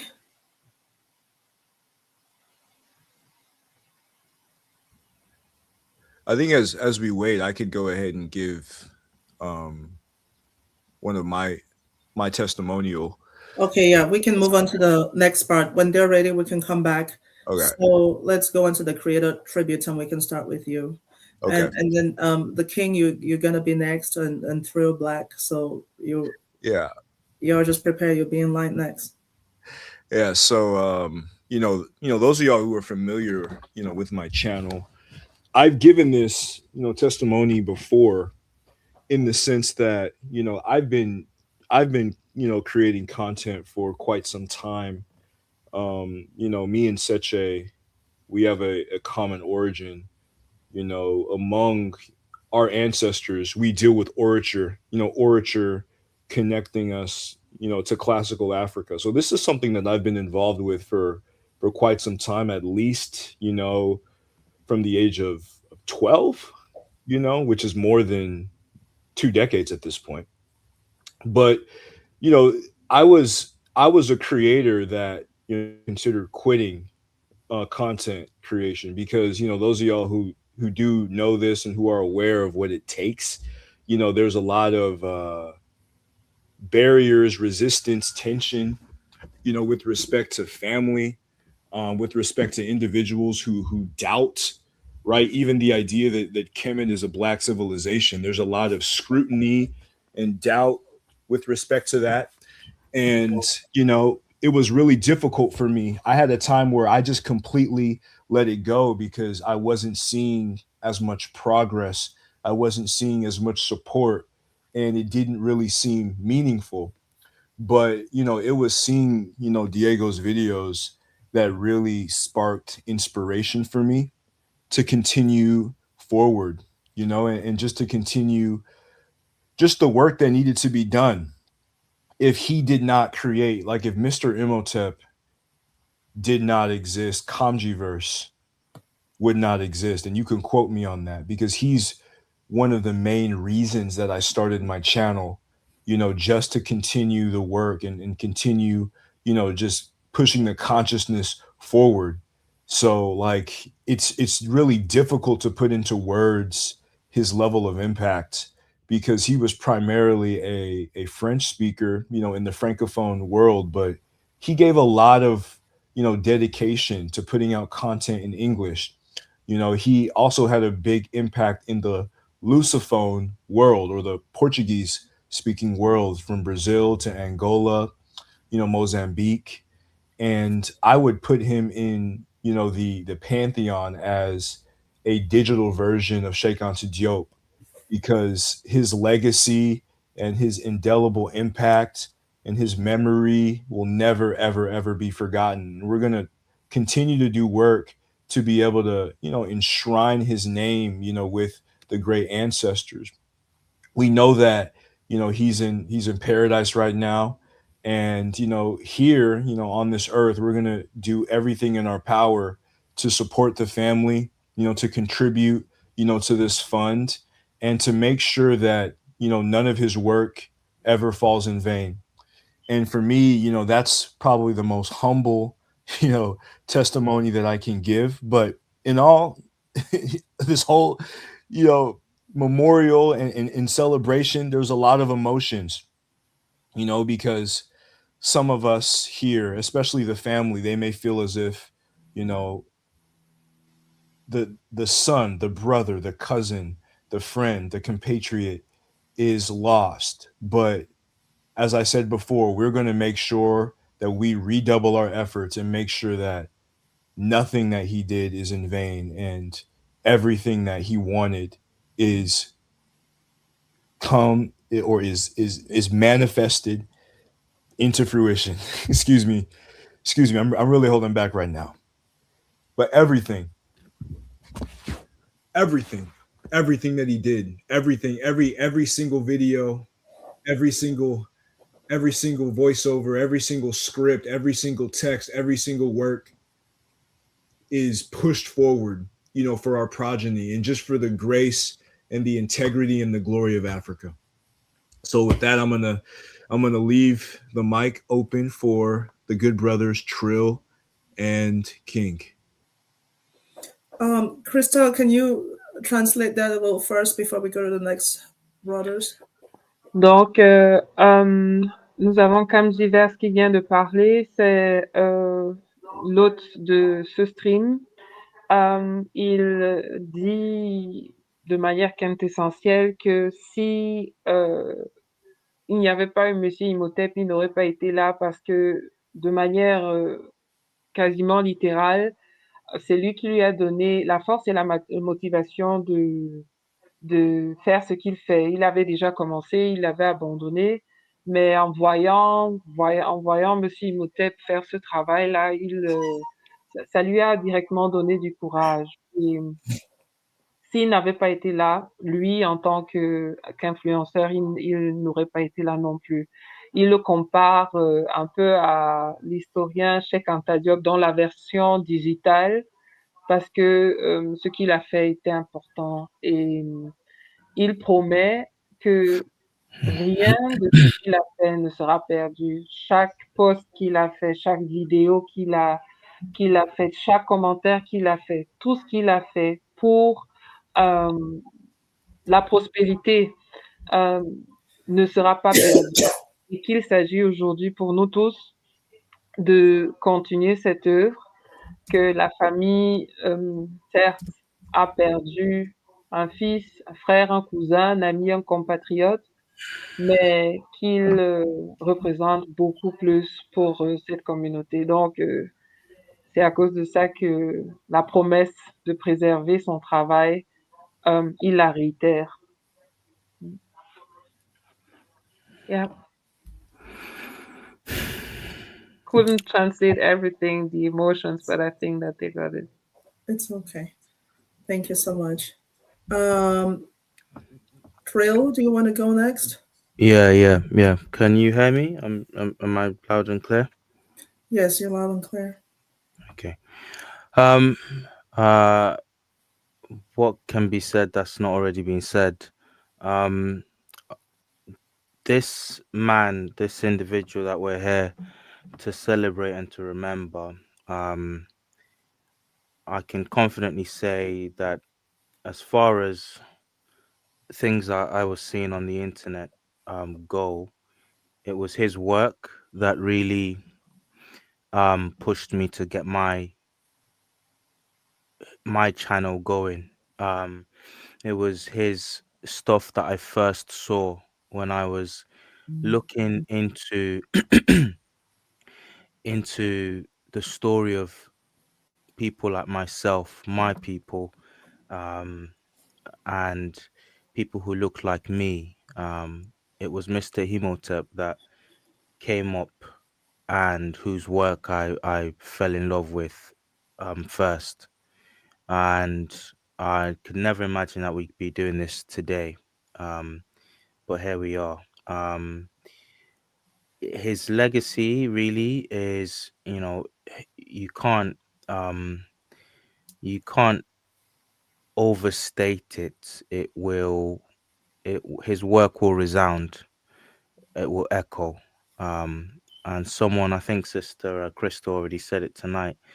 And it is a legacy, and it's the legacy that Black children are out here and are going to be proud to be Black for the rest of their lives because of Mr. Imhotep's work.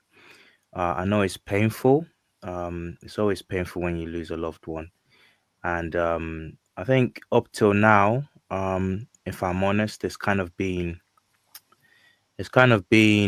just a concept in my head. Oh, Mr. Imhotep's gone. But hearing his father speak, it should never be that a father should bury his child. But sir, if you're listening, as a fellow believer in Christ, I hope you can get this across to him, please, Sister Crystal. As a fellow believer in Christ, everything, Romans 8:28, we know that all things work together for good to them that love God, who are called according to his purpose. So it might be dark right now. It might look like it doesn't make any sense. But I just remind you of those words. All things work together for good to them that love God, or for them that love God. Yeah, what else can I say? Mr. Imhotep, he was a great, and his legacy will live on. It will live on. It was worth it, sir. Your son's work was worth it. I can understand why, as someone that does this myself, I can understand why he kind of kept it hidden. That's something that we struggle with. It's okay for everyone else to talk about their history. But when Black people start to talk about their history and their greatness and things that people that look like them did in the past, then everybody starts to get funny and starts to look nervous. That's something we're trying to change. But yeah, that's maybe why. Maybe why he kept it hidden. I don't know, but it was worth it. So that's all I got to say. He reached a lot of people, and his legacy will echo. Yeah, that's me done, Queen Sache. Thank you, Brother Thrail. Thank you.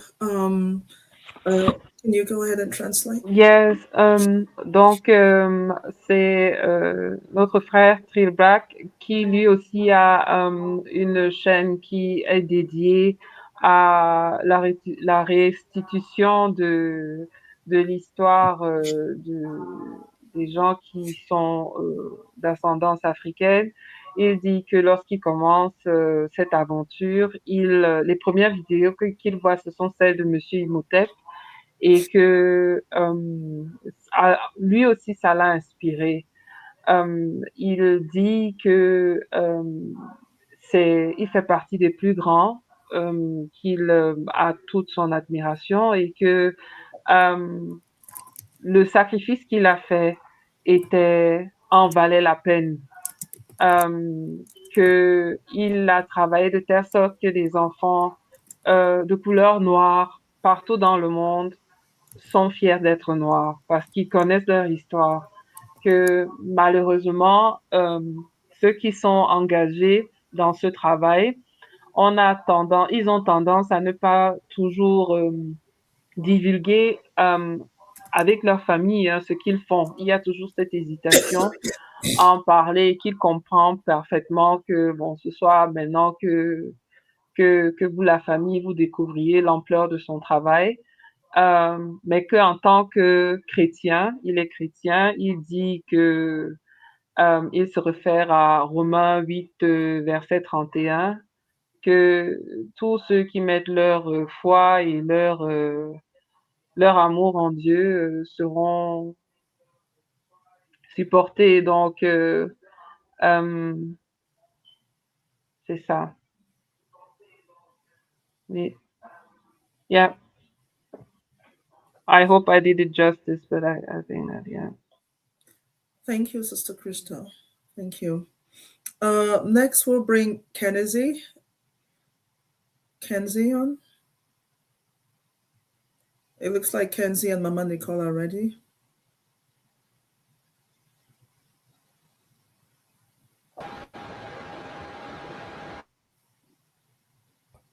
I think we should go with King because I'm not seeing their mics.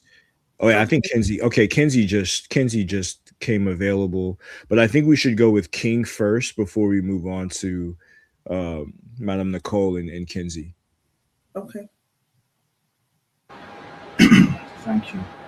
I hope my microphone is not too unbearable when I was giving the news before. How was it? Can you hear me? Yes. Is the level okay? Because it was given a bit of a noise before. Is it bearable? I think we can hear you okay. There is some background noise, but we can still hear your mic. Yeah, so I won't take too long. I don't think I can improve much on anything that's been said. I'm only going to add what my personal experience is. You turn up the mic because people are saying it sounds like I'm far. I don't know what's going on with my microphone today.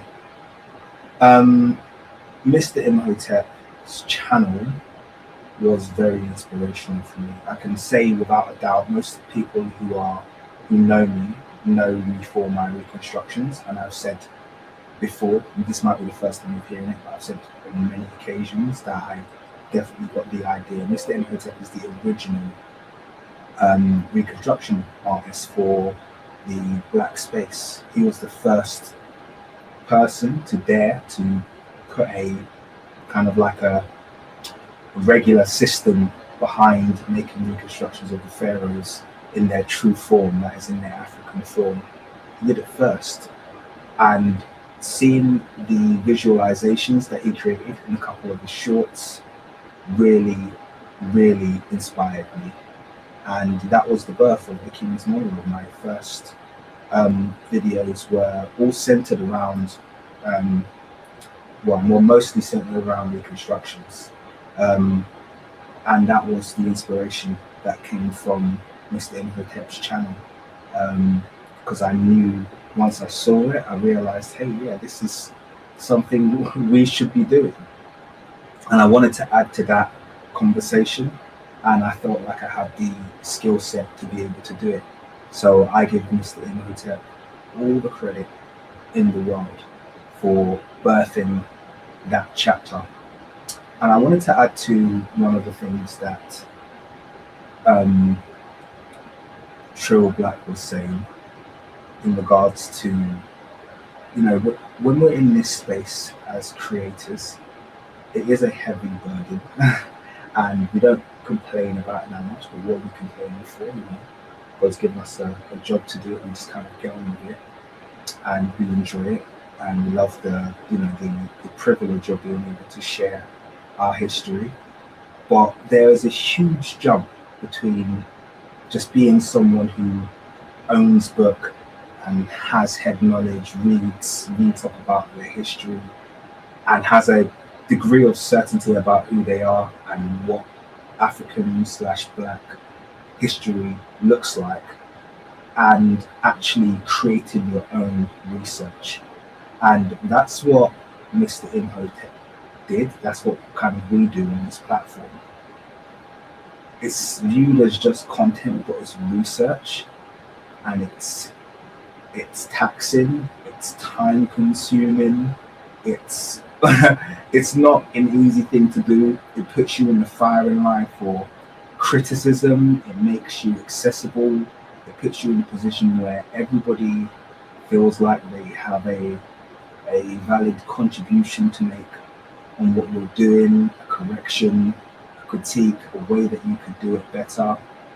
And thinking about the fact that him, launched his channel, he really was the only person doing this. I have a family of creators now. I can sit back and not produce something for a couple of weeks, and I know that Camjiverse and Trill Black and Pruki and all of these other fantastic content creators are going to continue to educate the community. When Mr. Imhotep first started doing this, it was just him. Everyone else who was doing Black content was doing safe Black content, acceptable Black content, mainstream Black content, not rocking the boat too much. He was daring to be honest, daring to be unapologetic, daring to create reconstructions of the pharaohs in the form of Africans. He was literally, standing in the midst of a deluge that was against him. And honestly, you can't understand what that experience feels like until you actually do it. And I've done it with the benefit of there already being a Mr. Imhotep there already being other content creators there. But when he stepped into that space, he wasn't stepping in with a collection or crowd of people already doing this. He stepped into it by himself, and he blazed the trail that inspired me, that made me feel confident to say, okay, I'm going to do this now. I've got something to add to this conversation. I've got some skills.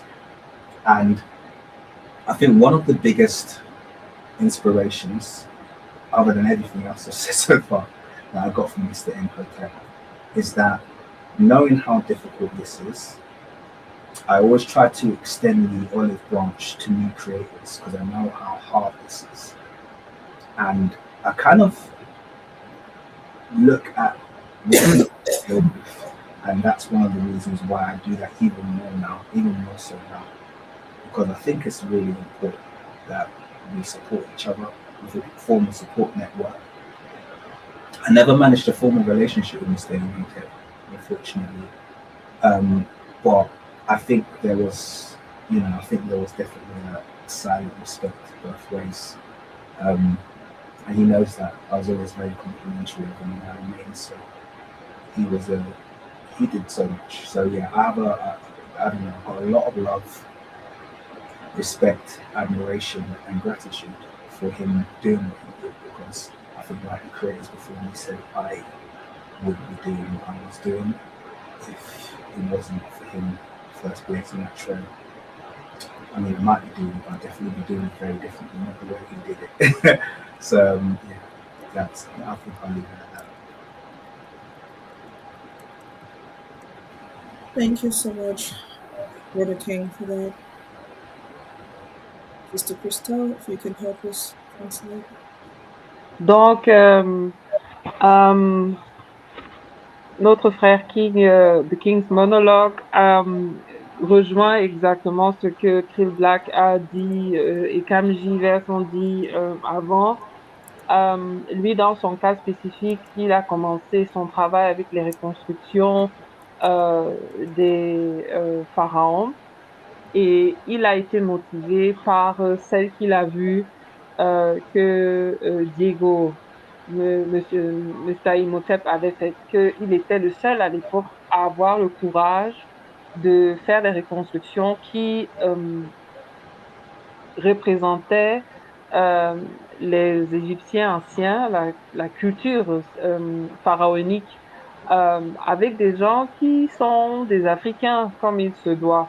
Mais que c'était pas facile parce que contrairement à aujourd'hui où ils sont un groupe d'individus qui le font, lorsque lui commençait, il était tout seul. Il était tout seul contre une armada de personnes qui n'étaient pas vraiment prêtes à accepter que l'histoire soit dite comme il faut. Et que ce qu'il lui il ressent, même comme il ne se connaissait pas, il y a une connexion qu'il ressent et il éprouve une profonde gratitude pour le travail qu'il a fait, qu'il sait que c'est difficile de porter ce fardeau-là, parce que c'est un fardeau qu'il a porté seul pendant longtemps et que malheureusement, ça ne va pas sans conséquences. Il y a des attaques, il y a des gens qui ne vont pas toujours être d'accord et qui vont s'exprimer d'une façon qui est difficile, mais que il éprouve beaucoup de gratitude pour ce qu'il a fait et comme les deux avant lui, sans lui, il n'y aurait pas, il n'y aurait pas, il n'y aurait pas, il n'aurait pas commencé sa chaîne également. Donc, c'est ça. Thank you. Thank you so much. And Brother King, it's interesting you mentioned about the reconstructions and the art. I remember reading in his biography that before he started doing reconstructions, he had reached out to hundreds of artists, begging them to depict, pharaohs as they were, to depict black-skinned pharaohs and Egyptians, and they all thought he was crazy. So that's why he had to learn how to do it himself and started doing it. So yeah, I can totally feel what you said. I'm glad he did. Thank you. Because now he knows better to take the fact to them, and that's Sorry, say that again. I said we're not scared to take the fact to them regardless. We've embarrassed them and we'll continue to do so, and that's his legacy. Yes, absolutely. Okay, so now we're going to bring Kenny Z, who is a cousin of Mr. Imhotep, and who was there with him when he had his big awakening at the Louvre.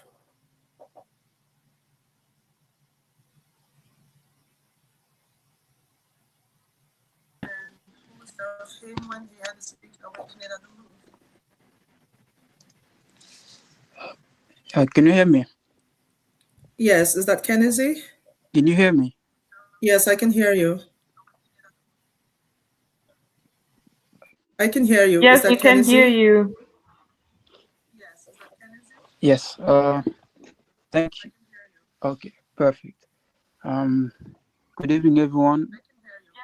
Good evening. Yeah. Good evening, everyone. I appreciate everyone for gathering here, taking time out of the day, this weekend to remember Diego Marquese alongside his family. Hey, Kenzie. Kenzie, Yes. il faut couper le YouTube dans le background, s'il vous plaît. Ah. Okay. Yeah. Sorry, I had a bit of a technical error there. Yes. I would like to thank everyone for gathering tonight in support of the Makese family. They've lost their son, a brother, and as much as his work was impactful, it's also to remember that the family has been left with a void, and everyone participating tonight is helping to kind of fill in that void. And his passing was abrupt and very devastating to the family, but through this community, I hope that they will gather the strength to carry on. So thank you everyone for coming and for remembering his work and what he has done. That's it. Thank you. Thank you very much, Kennedy. Thank you for being here and offering that, and especially all the information you gave us in the biography that helped us with his eulogy video. Thank you. And thank you for being there with him, taking him to the Louvre where, his eyes got open. If y'all didn't make that trip, maybe we won't be here today, or maybe we would have been here much later. Maybe we wouldn't have had that channel. I don't know. So thank you. Thank you for the support you provided him throughout the journey. Thank you. So do we go to Mama Nicole?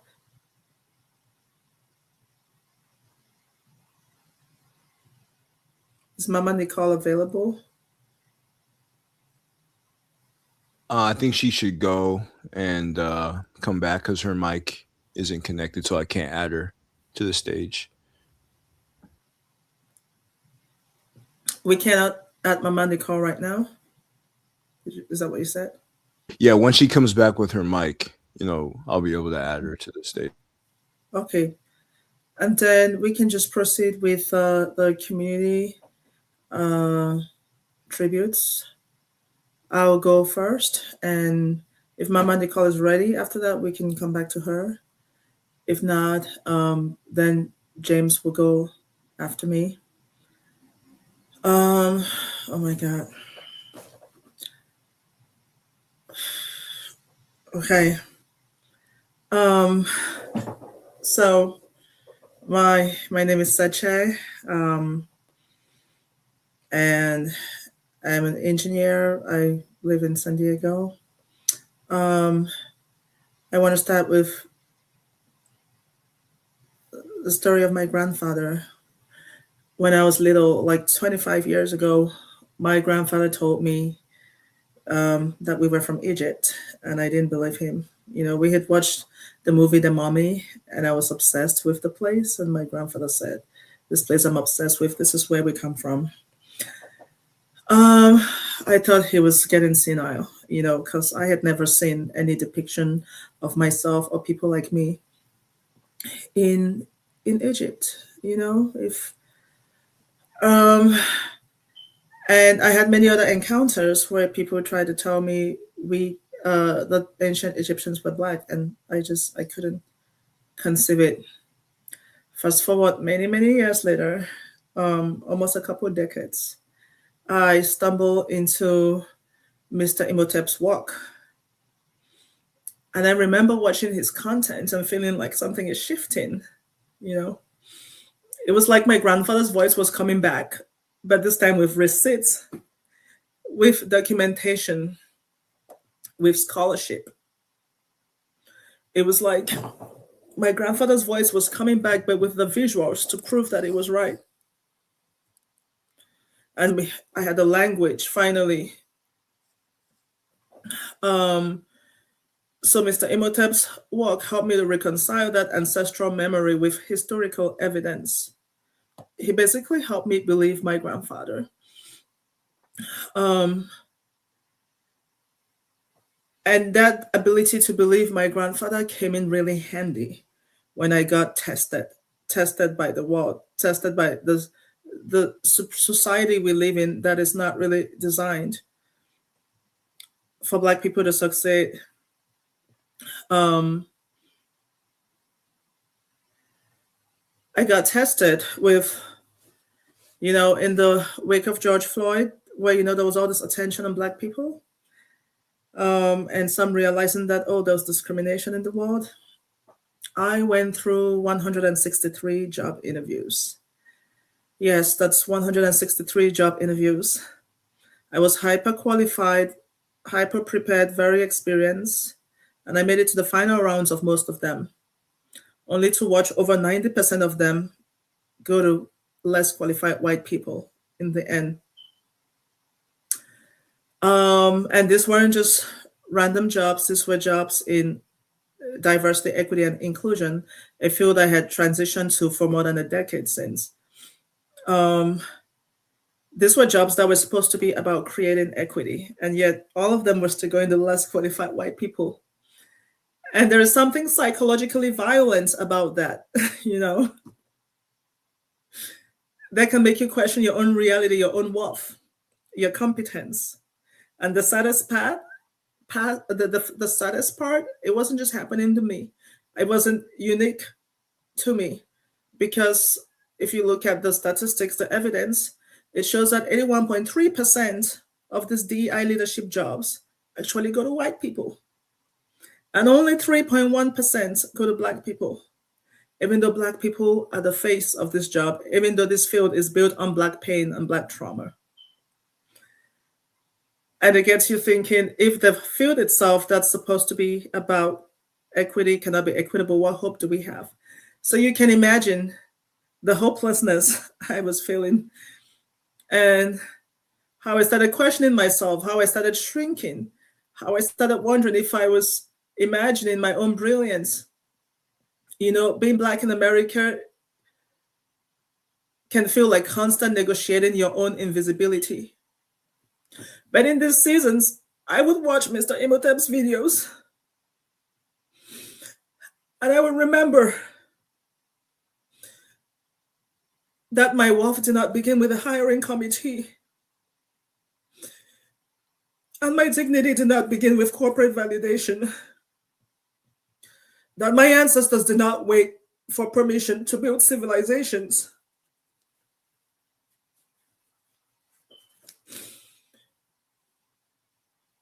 He reminded me that we descended from builders, from thinkers, from architects of knowledge and masters of inclusion. And I eventually realized I needed to build my own table.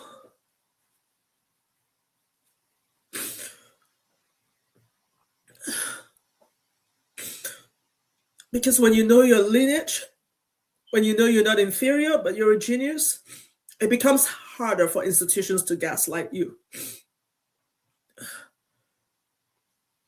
He helped me believe my grandfather. I got to discover that the people from my tribe, the Bamileke tribe, did come from Egypt. And that's what my grandfather meant when he said we were from there. And I dismissed him. But in my weakest moments, I was able to believe him because Mr. Imhotep had done that work. I was able to believe him.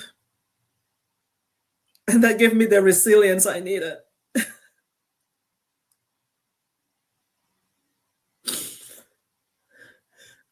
That gave me the resilience I needed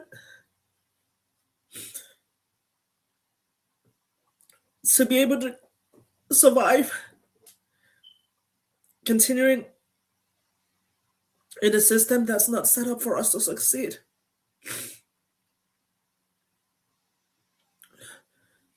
And even as we're looking at what's happening in society right now with immigrants being demonized, and same with the calling us trash and we're less than and so on, Mr. Imhotep's work helps me remember, oh no, our ancestors taught their ancestors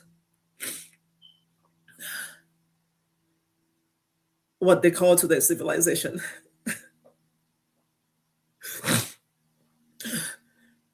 And you know, the more interesting part, as I was reading Mr. Imhotep's biography, the answers to the questions I had put together and family members were responding, you know, I discovered something I didn't expect. You know, there was talks about he missed deadlines sometimes and he would get frustrated and he struggled with this or that.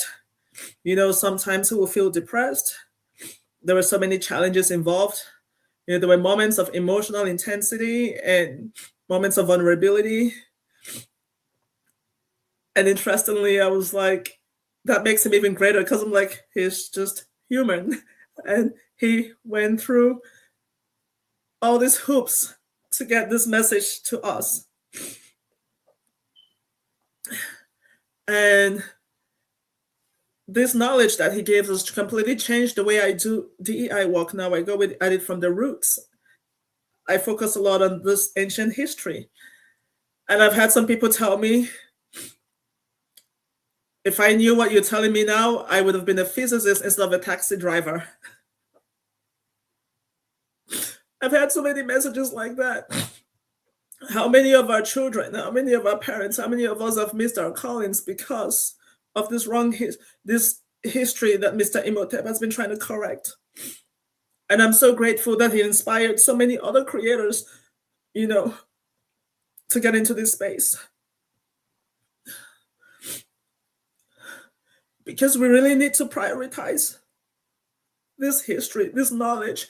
This work has done way more than anything I ever did in diversity, equity, and inclusion. That field deals with the symptoms of the system. This work deals with the root cause. The root cause, the hidden histories that makes people think they're better than us, or makes us think other people are better than us because we don't know what our ancestors did. We grew up in a world that seen us as less than. We grew up struggling and we don't know our greatness. And so I found this work to be one of the most important aspects towards our liberation. And it is because that's why in America, they're trying to ban our history. But no, we won't let it. We're coming in many different ways. We'll leverage all the resources we have to make sure we shout our history from the rooftops. Not only our most recent history, but our way back history. Our way back history of how we started everything.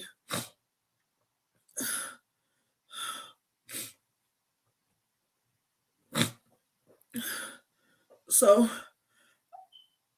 I'm so happy to know that, you know, Makisa Dikala, his name means joy, the bringer of joy. And I believe he's lived up to that name. Because even though I'm very sad today because of his passing, I rejoice because of the impact he has had, not just on me, and so many people, and the impact I've had on other people because of him.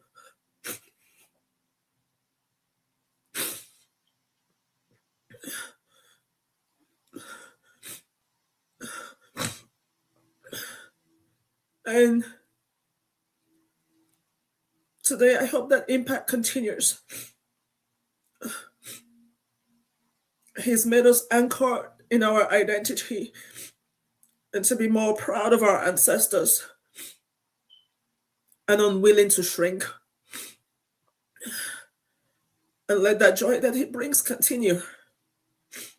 Thank you.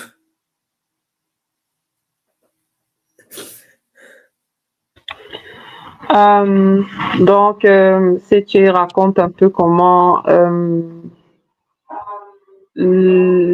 l'impact du travail de M. Imhotep l'a accompagné durant une période assez difficile aux États-Unis, il y avait ce drame-là avec George Floyd.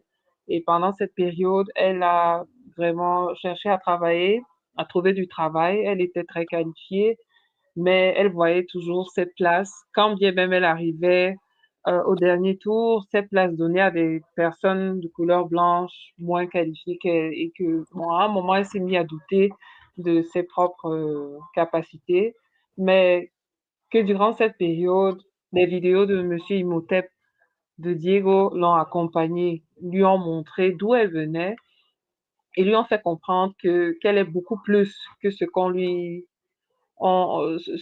montre, qui n'est vraiment pas nécessaire pour elle de chercher la reconnaissance ou bien à vouloir être invitée à la table lorsqu'elle peut conduire elle-même. Elle a dit beaucoup de choses qui la reconnectent également à lui, le fait que la tribu de laquelle elle vient au Cameroun dit clairement qu'elle elle vient d'Égypte. Et que, bon, quand son grand-père le lui a dit à l'époque, elle ne l'a pas cru, et que lui, il a apporté la preuve factuelle, il a apporté les sources, les preuves, et que ça l'aide.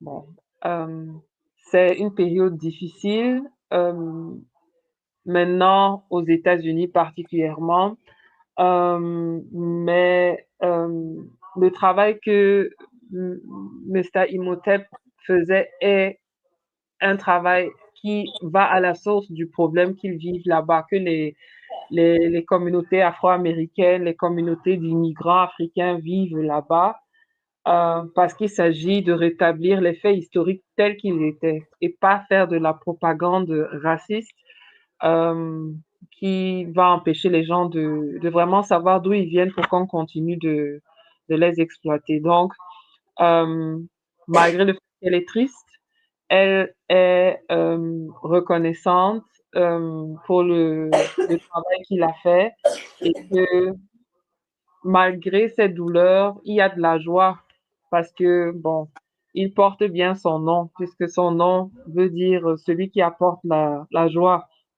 Donc, c'est, c'est mi-figue, mi-raisin un peu. Donc, c'est ça.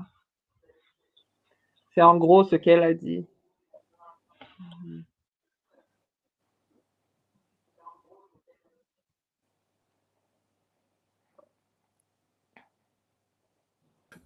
Okay, so now we can continue with Madame Nicole and then James.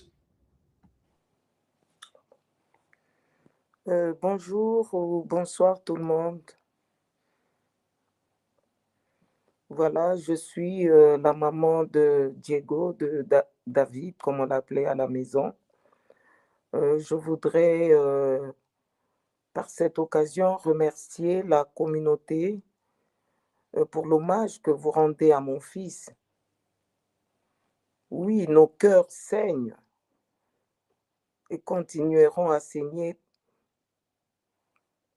parce que perdre un enfant comme Diego, c'est pas facile.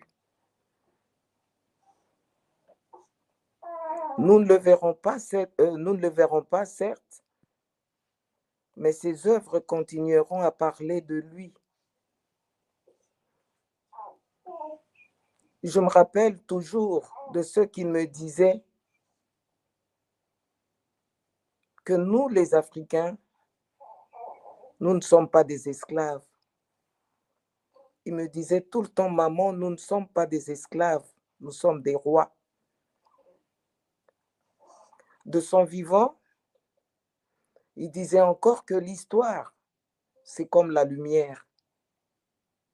Même si on la cache, elle finira par apparaître. Voilà pourquoi ma prière a toujours été que le Créateur de toutes choses, qui connaît tout, parce que rien n'est caché, rien ne lui est caché, qu'il fasse luire la lumière qui représente la vérité, cette vérité que Dieu a toujours voulu pour tous les Africains que nous sommes. Nous devons être fiers d'être des Africains. Parce que nous ne sommes pas le fruit du hasard sur la terre. Voilà, c'est tout ce que je voulais nous dire. Merci à tout le monde, merci encore et que Dieu vous bénisse.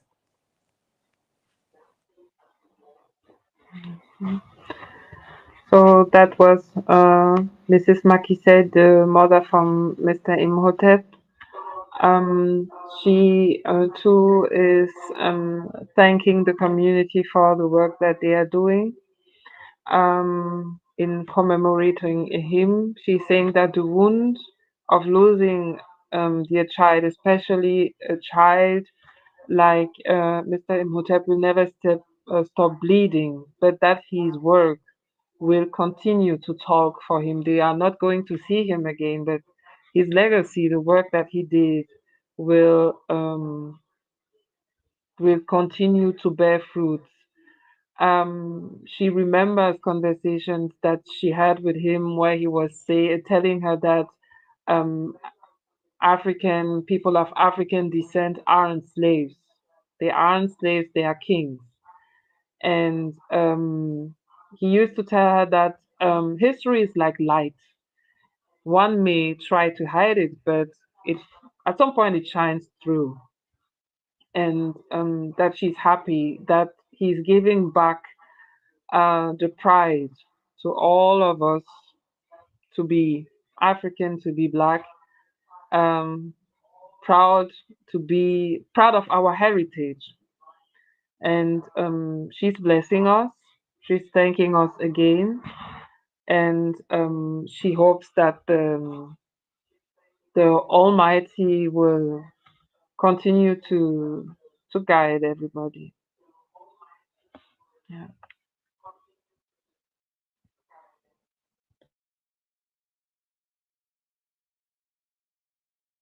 Okay, we could continue with James. Thank you, everybody.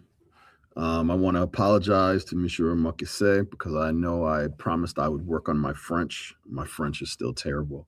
So I have to speak in English or Spanish, but I will speak in English today.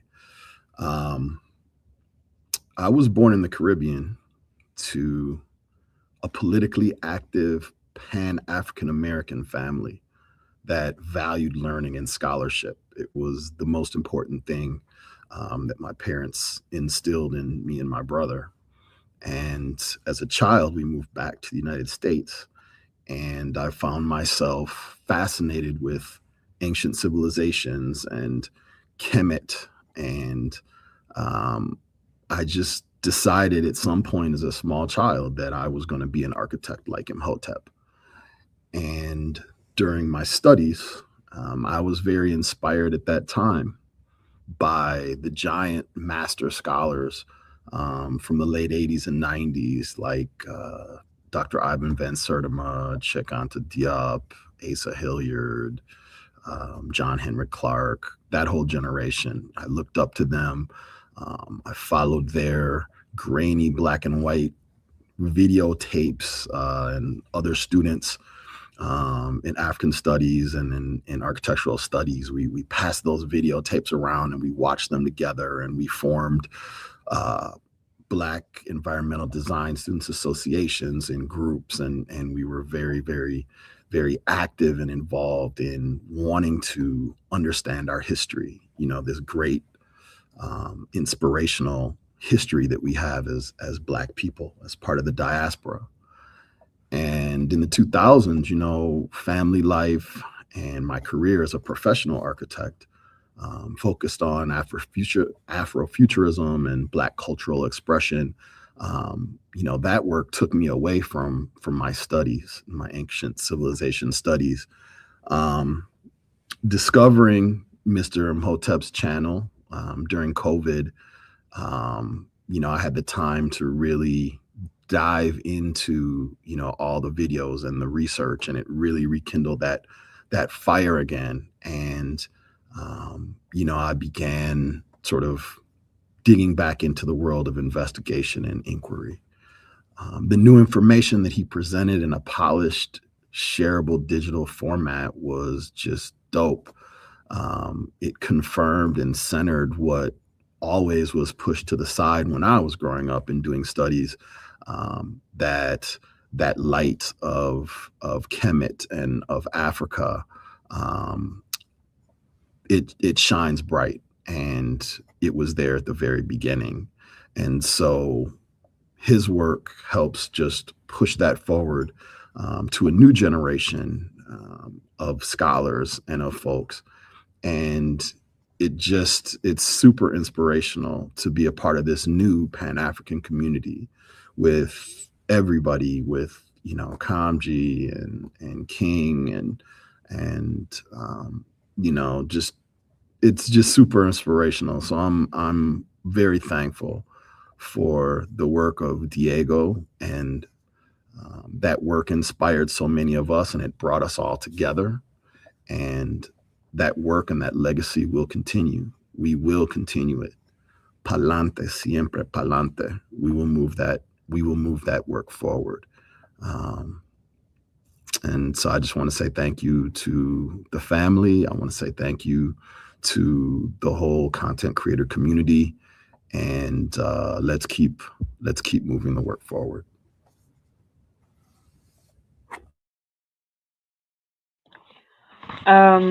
Donc James raconte un peu d'où il vient. Il vient d'une famille afro-américaine qui était très active aux Caraïbes où il est né.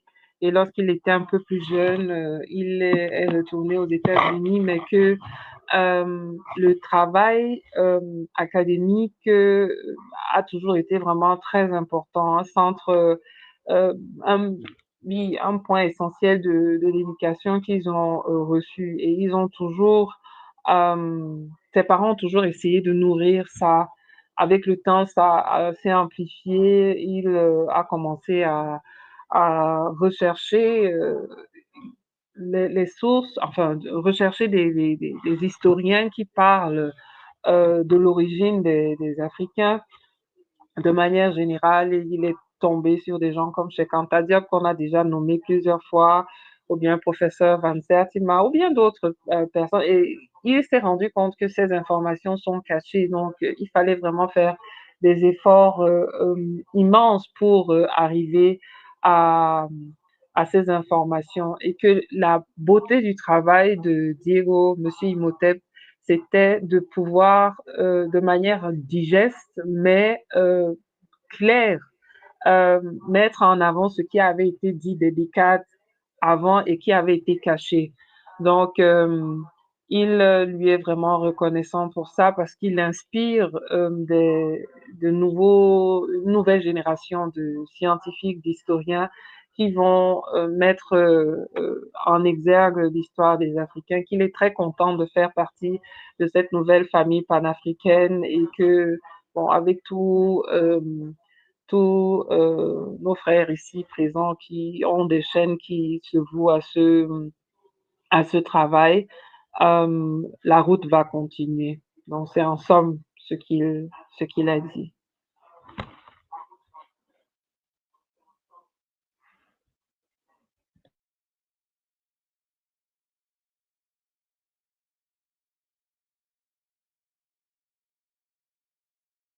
So I think now, okay, Tabitha's with Madame. Okay, so Tabitha can speak. Oui, bonjour et bonsoir à tout le monde. Encore une fois, là, je parle en faveur de mes sœurs et moi-même. J'aimerais tout d'abord vous remercier la communauté pour le soutien apporté au travail de mon frère. Et je me permets de parler maintenant ce soir pour rappeler encore une fois que le travail de mon frère n'était pas à but de semer une division ou autre. C'était vraiment, il voulait unir tout le monde, unir notamment les Africains, les Noirs entre eux. Et j'aimerais rappeler que ce travail qu'il a fait n'est pas pour lui-même, ni pour nous, sa famille, mais ce travail, c'est vraiment pour tout le monde, pour tous les Africains, pour leur redonner espoir, leur redonner de la dignité. Et ce qu'il a fait, nous aimerions vraiment que ce travail puisse continuer. Et qu'en écoutant le témoignage de Sache, on réalise encore plus qu'il a atteint sa cible. Et ça nous fait vraiment, vraiment plaisir. On est très honorés pour cela. Et on aimerait encore rappeler, c'est vraiment, ce travail, c'est pas pour Diego, c'est pas pour sa famille, mais c'est vraiment pour tous les Africains. J'aimerais vraiment qu'on puisse rester centré sur Monsieur Imhotep et vraiment qu'on puisse continuer qu'on puisse continuer le travail qu'il a fait, qu'on puisse continuer à le propager aux générations à venir, parce que c'était très important pour Diego. On peut le voir au travers de ses œuvres, au travers des livres qu'il a écrits, que les générations à venir soient équipées et qu'ils ne puissent pas vivre dans le mensonge comme nous, on l'a été pendant très longtemps. Et vraiment que ce travail de vérité puisse se poursuivre au travers des générations à venir. Et en faveur de toute ma famille et de mes sœurs, notamment, j'aimerais vraiment remercier mon frère pour tout ce qu'il a fait. Non seulement pour la famille, mais aussi pour toute notre communauté. Et nous aimerons encore rappeler à quel point nous l'aimons et à quel point il nous manque, à quel point nous l'honorons et nous le respectons. Voilà, merci beaucoup encore une fois. Merci. That was Tabitha, one of Mr. Imhotep's sisters, who is talking in the name of all his sisters and at the end partly for all the family. She said that it was important for her brother to avoid division, but especially to give the opportunity to all African people of African descent, Black people, to come together and to know our through history. She said that it was very important for him to give the next generation tools to live in this world and to know what has been hidden from us, to know their true history. And they really want us to put the focus not on the person Diego, but on Mr. Imhotep, so that his work can be spread, that the maximum of people, of children, get access to that. She was explaining that it was very important for him to give to spread that knowledge to the younger generations, and that the detail and the precision he put in his books addressed to them is a testament to it. She is thankful, her sisters and I, but all the family is thankful for the community, for what they are doing, especially getting in touch first with Sache, who started the whole journey. They want at this particular moment to tell her brother that he's loved from his whole family, that they won't forget him, that they honor him, and that the work that he has been done will prosper. Yes, I hope that I had everything, but basically that's that. Thank you so much. Thank you. Thank you, Tabitha, and thank you, Sister Christelle. Can you all hear me okay? Okay, thank you.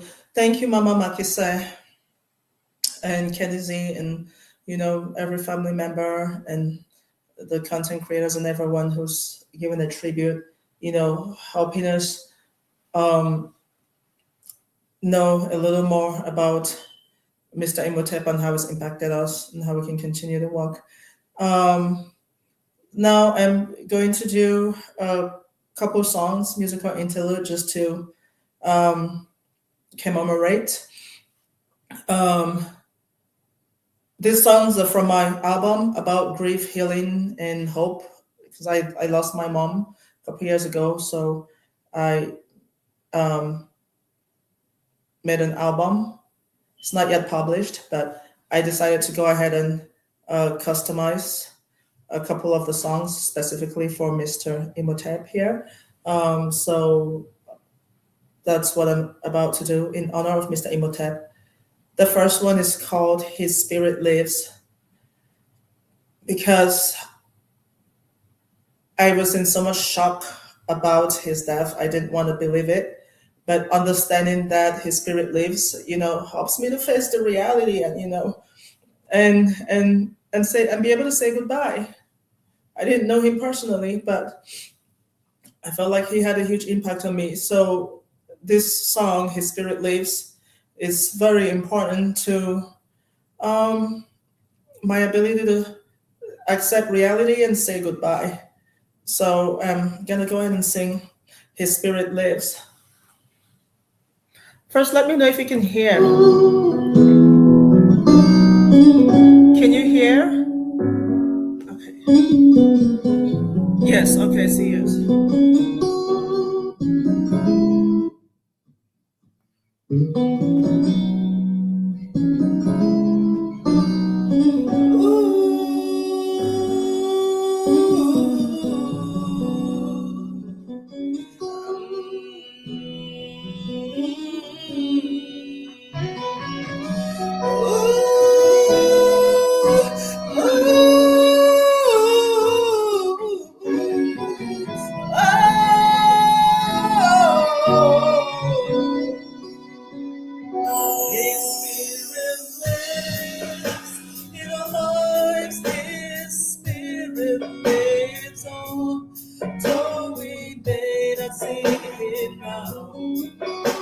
His walk on earth is done. We will not forget the light he showed to us. Yes, he lives.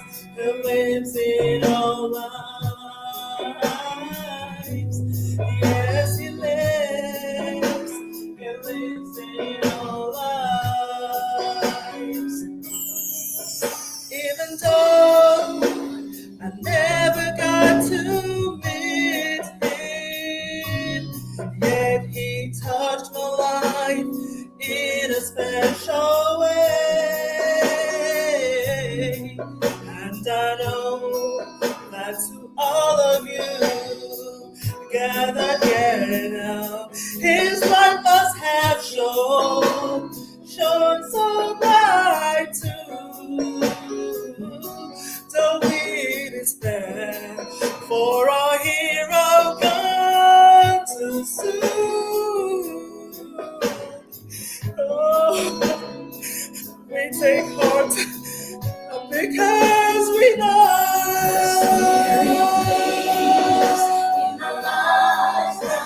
His Spirit lives on. Though we may not see Him now, His walk on earth is done. We will not forget the love He showed to us. Yes, He lives in our lives. Ooh, yes, He lives in our lives. He lives in our memories. He lives forever. Oh, He lives in our lives. He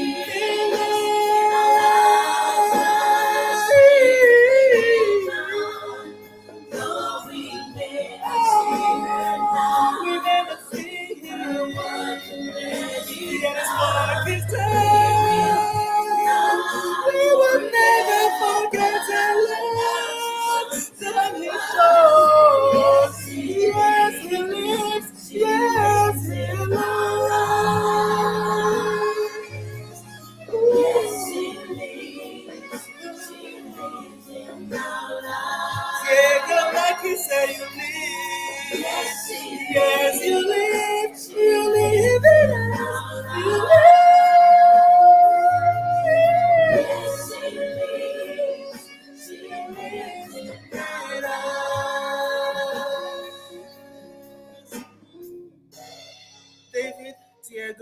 Dikala Makise. Truly you live forever.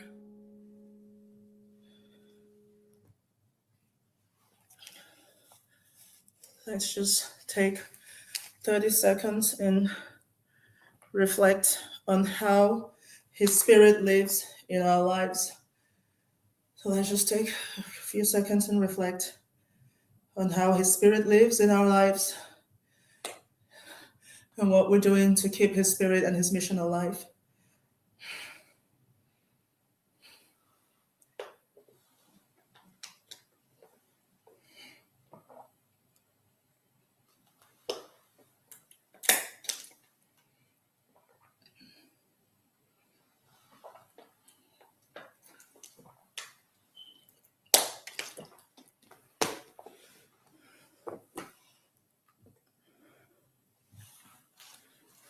So, as I said earlier, knowing that His Spirit lives in who we've become because of the knowledge He shared.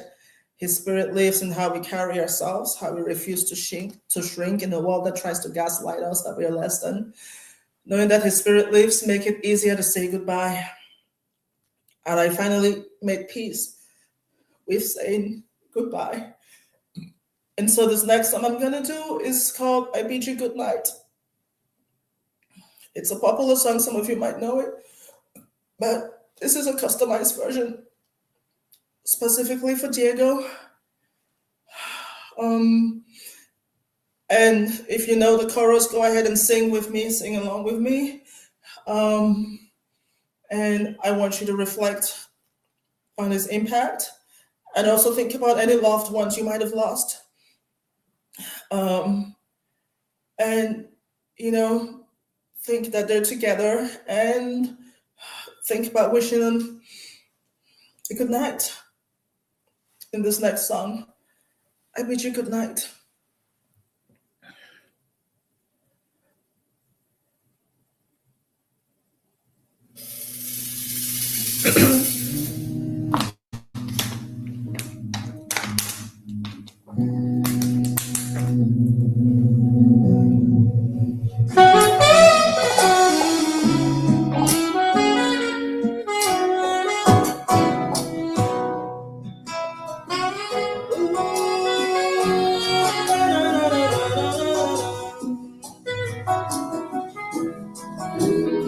Sache,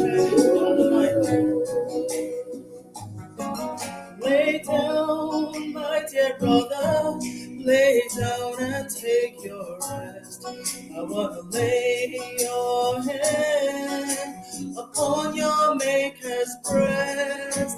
I love you, but the Most High loves you best. I bid you good night, good night, good night.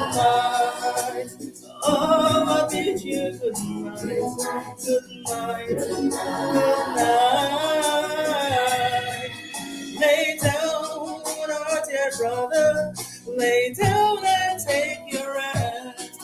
We wanna lay your head with your ancestors blessed. We love you, that the Most High loves you best. We bid you good night, good night, good night. I bid you good night, good night. Congo, Kinshasa, I tell my folks good night, good night. 1990, a story beautifully told. Good night. Diego Mackison, a legacy so bright. In the book of life, your name so brightly shines. A brother, a son, a teacher, a leader so bright. Guided with love, these communities life. Replanting Africa across the region. Legacy in our hearts, a force for good. Battling trials and tests, mental minds.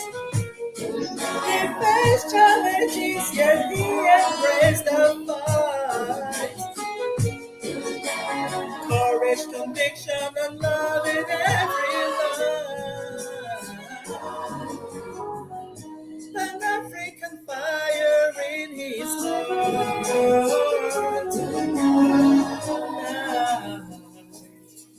Lay down, our dear brother. Lay down and take your rest. We wanna lay your head with your ancestors blessed. We love you, but the Most High loves you best. We bid you good night, good night, good night. Yeah, yeah, yeah. I bid you good night, good night. From Congo to the road, his influence spread. Good night, good night. Your digital family is here to say good night, good night. Creators and truth seekers worldwide wish you good night. To a hero of Africa, we wish you good night, good night. Your family is here tonight. Oh, they wish you good night, good night. Oh, we wish you good night, good night, good night. Oh, we wish you good night, good night.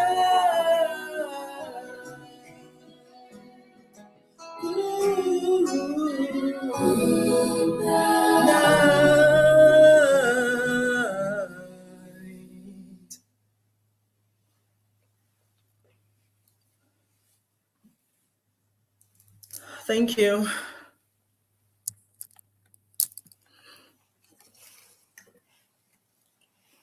That was beautiful. Thank you so much, for gracing the stage. We know Diego's up in paradise, enjoying all those beautiful tunes.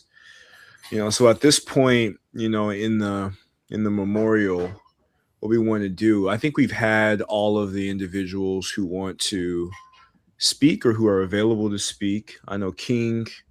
I don't know if King wanted to say something to close off, but at this point, this would be kind of like an open discussion, for the everybody on the panel to be able to, have a conversation, closing thoughts, about the ways that we want to continue the legacy.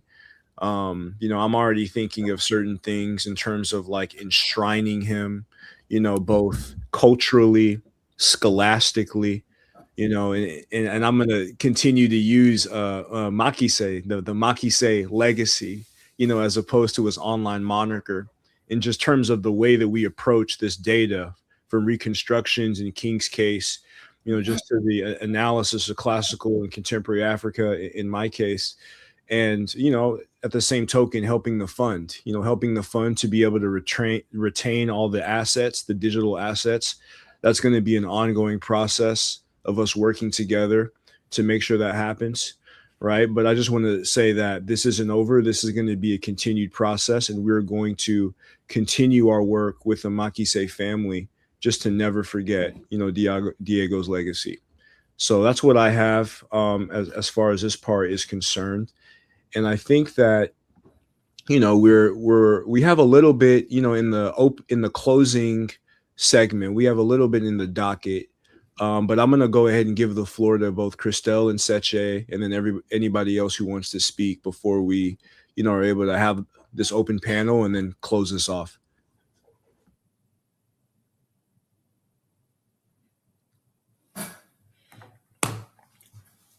Yes, let's have anyone who wants to speak.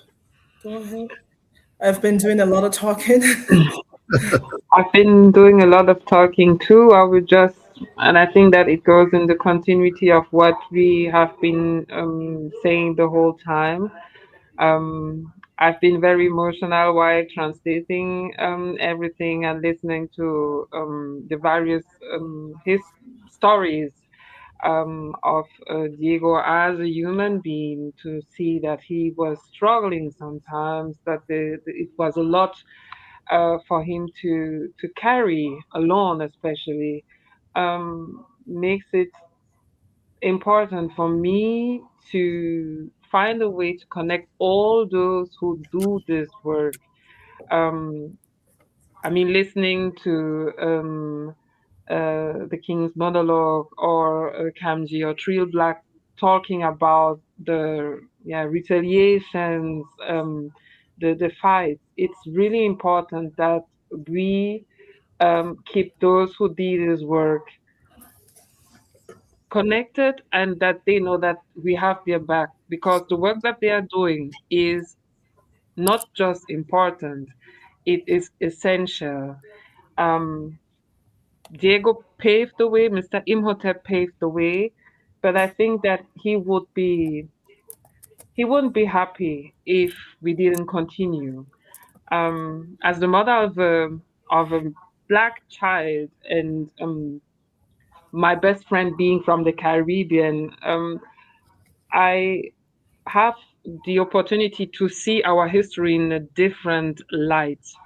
It's pretty much the same thing all over the world, maybe on the motherland, in the West Indies, United States, or Great Britain. And it's important that these children know, because when you know where you are coming from, there is nothing that people can do to rattle you. You are focused, you are grounded, and you can do. It's not about, I think that we are not here to try to convince people. It's not the attitude that we should have now. It's about telling our own stories, but to build. We are not trying to convince anybody. We are not trying to be recognized. We don't want that. We don't need that. What we need is to raise strong children, resilient children, but children who are happy to be what they are without having to code switch too, because this is something that we do, unfortunately, because we want to be accepted. And I don't want that. I want my son to be who he is and to do what he wants without having to take into consideration that he might bruise the ego of people. And I don't want him to think that he's lesser than. So in my opinion, the work that he has done, the work that you guys are doing is important. And for everybody listening, if you can subscribe to their channels, if you can listen to what they say, if you can contribute to the fundraiser that we started, do that, because they are the spare of a fight. You know, we cannot just seek we cannot just live the way we do if the basic or the root problem hasn't been solved. We really need to do that. But I don't want to talk a lot. I did a lot already. This is what I personally can add to what have been said today. Yeah. Yeah, no, I think that's very well stated. And I agree 100%. As the father of two young boys, I bought Mr. Imhotep's books and, shared them, with my sons, and, watching them read the stories and, the pride that they have. I mean, we didn't have things like that when I was growing up. And so, just really thankful and grateful for, having tools to be able to really convey our history and pass that along to the next generation. I think that's one of the great gifts and one of the legacies that was left for us by Diego. I also think it's interesting that a number of us are engineers and architects here that, we've kind of, I don't know what it is, but there's something about his work that touched all of us in a very particular way. And yeah, sort of brought everybody together, and I think that that's really special too. And the fact that his moniker, Diego's moniker, was Mr. Imhotep. It was the father of architecture and medicine and building and so many other things. I just think that that's really cool. I think King has an engineering and building background, and I think Kamji, Sister Sache, I think you had mentioned you have an engineering background. I just think that it's there's something really interesting about that connection that I want to explore. And Crystal is a medical doctor. Crystal is a medical doctor. Yeah. Couldn't be any more perfect, right? Yeah. Thank you for sharing, James.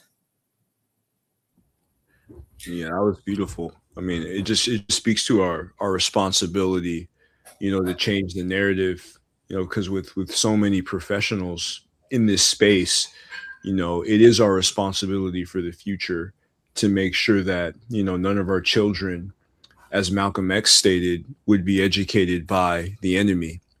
So it's just inspiring for me to be in this space and to be able to host, this space, and to be able to bridge the gap, like linguistically, culturally, ethnically, spiritually.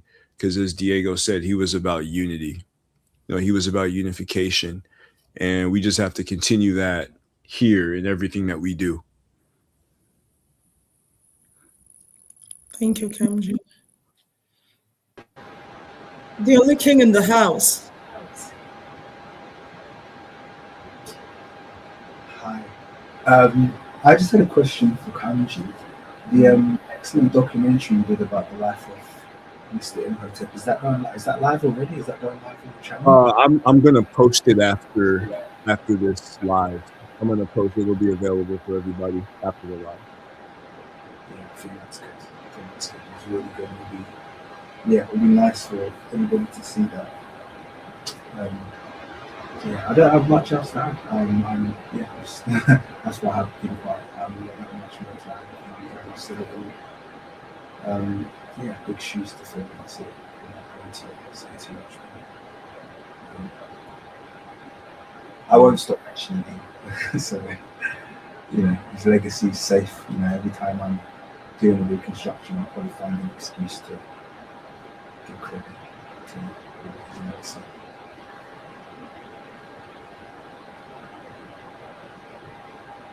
Thank you. Thank you, King. And thanks again, King, because, it was through you that I got to the rest of the people who helped with this. Besides Kamji, you created that first tribute, and I came there, I made an announcement, and then some people were able to sign up. And I made an announcement on Trio Black's channel too, and James was able to join us. And Kamji was with us from the start. I wouldn't have been able to do this on my own. Like, Mr. Imhotep is such a huge personality and has such huge impact. Doing this is not only time consuming, but it's emotionally heavy. It's very emotionally heavy, getting to know the real person that was behind the moniker and his history and everything, and also learning some about the circumstances of his death and just different things the family has been dealing with and different things we've been dealing with. I would not have been able to do it on my own. So, thank you for having created that space, for me to come talk about this. And thank you also to the rest of the team, Christelle, Joe, James, Joy, Sekou, and Weska Willie was with us for a bit. I hope I didn't miss a name. Yeah. Oh, Kamji, of course. He's like the main. Thank you. Thank you. And this also inspired me to finally start my own channel. Well, it wouldn't be matching exactly Mr. Imhotep and Camgiverse and King's channel, but it'll be some of similar content. But I don't have the tech skills to do the kind of things they do. But I'll be coming at it from my own perspective. So if you want to follow that, you can go to It's Just Ideas. That's my name. That's my handle on the screen right now. And I think I'm gonna take some time to like record the songs that I just did for Mr. Imhotep, and I'll post those on my YouTube channel as well. But that will be on my music YouTube channel, which is Queen Sache. So if you want to find this later, I'll post them up there at some point. It might take me a week or two to finally get to it. But yeah, you can find that at Queen Sache. And TKM, thank you too for encouraging a lot of creators, including myself, to start our own channel and continue this work. All right, Mr. Victor, Madame Makissin. If they could give some last words to close us out. Okay.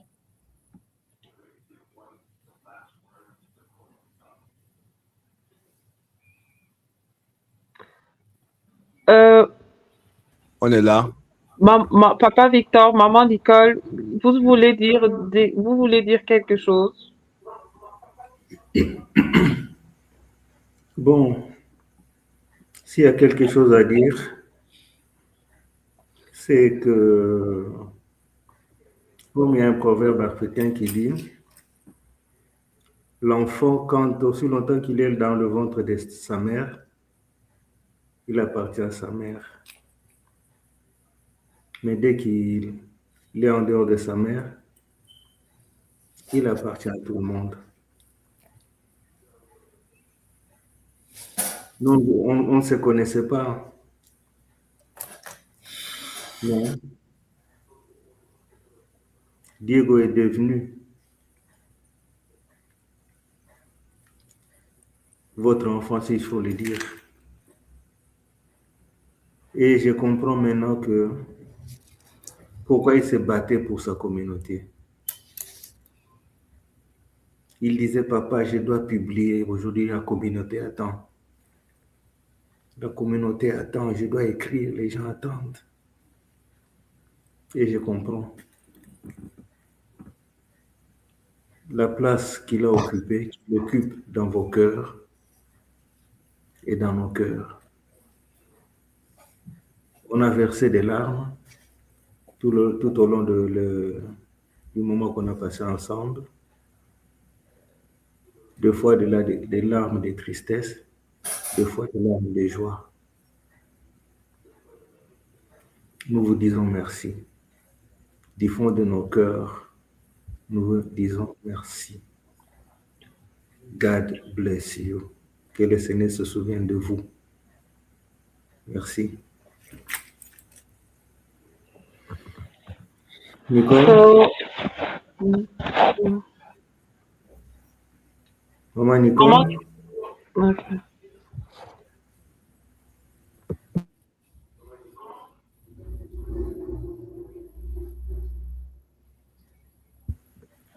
Nicole? Oui, je voulais juste vous dire merci de tout cœur. Et vous... Ben, je suis là, c'est ce que je suis en train de... Merci de tout cœur.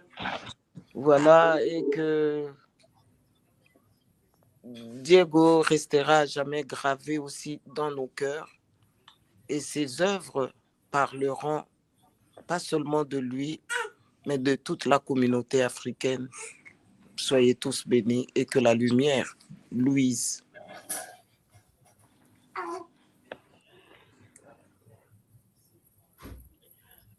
So, Mr. Makise started with saying that there is an African proverb that says that as long as the child is in his mother's womb, he is his mother's child. When he's born, he is everybody's child, and in that regard, he is our child. He's our brother. He's family basically. So there were tears. Yeah, there were tears of joy. There were tears of sadness during this virtual vigil, and they now realize how important his work was, what an impact he had on people. And he used to tell him that people need, there is a need for what he's doing. He cannot stop. He has to do what he's doing. And he didn't understand at that time, but now he does. Now he does. His mother is thanking the community too. She obviously misses her son, and she will always do. But his work, his legacy, will talk for him and will, yeah, be spread and prosper. And she blesses us all, and that the light shine upon us. Yes. Thank you. Thank you so much. Thank you, Mama Nicole and Papa Victor. So, and I did forget to mention a couple other creators who help us get the word out. There's Kame Ethics and Without History as well. And Saneta TV that let me come on their channel also to talk about the video. So thank you all. I just want to remind everyone again about the fundraiser that we're doing. So help us spread the word, help us share it, because we've already lost access to his Patreon. You know, they say it's gone forever, all the content, everything gone. And he had his most some of his most prized stuff on Patreon, and you know some other of his social media accounts have disappeared. So it's very important that we help the family secure his digital assets and keep them And alive. on that point, Sache, real quickly, Mhm. 4K downloader is what I spoke about in our previous meeting. Mhm. Everybody in the audience, if you would like to download, Mr. Imhotep's assets, 4K downloader is a program. It's a software that allows you to download all of the videos from a YouTube channel at once. So it could happen really, really quickly with, as short as a few hours. So I would recommend that you get 4K downloader, as many people as possible. I'm actually going to do it after this and just download all of the content so that it's never forgotten and we'll always have it stored. Thank you, Cam Javers. And then also remember, Cam Javers, please put again in the chat the link to the part 2 of this. Where I know lots of people have lots of questions. Yeah, it's pinned in my stream. Okay. But I could post it again in the private chat. Okay. Yeah, so just remember that one would be a broadcast or a panel. That one's going to be open to everyone to speak, in community. We're really healing community, and then we can really talk more there about other ways to move the walk forward and so on. Let me make sure I've covered every last housekeeping. We've talked about session 2 and thanked everyone. And one thing we had also discussed is, maybe doing this annually, in February, so that we just, as a reminder of the severity and importance of the walk, and so we could stay connected. Of course, we could have other touch points besides the annual commemoration, but yeah, we spoke about possibly doing this commemoration annually as a way to just remember What a great loss, and what a great gift he was and continues to be. And we can discuss that more too in our follow up that will be happening. That will be happening on March 21st. Again, the Zoom link is there for you to register. Please make sure you register. Have I covered every last housekeeping thing? Yeah, that looks like really it's just the memorial which we talked about, the fundraiser which we've talked about, and then just any other concerns. But we were right at the point that I said we would be 3 hours. Yay. With that, I appreciate everyone just from joining, just supporting the Makise family and all of the contributors as far as the organization committee is concerned. Again, the work is not done. This is only the beginning. And as I stated before, we're going to enshrine, the Makise name in the annals of God, in the annals of our ancestors, and the annals of like our history, our divine authority. So with that stated, I don't know if I was thinking about it. I think I'm gonna play the eulogy again just to close us off. Okay. I was wondering, Cam G, when you stop going, when you go off live, we can still be here, but it won't just be on the live TV. Sure. I'm gonna play it one last time, and then I'm gonna end it, and then you could stay here and chat about it. Okay. All right. Sounds good. Thank you. Imhotep. Let's see. Sorry about that.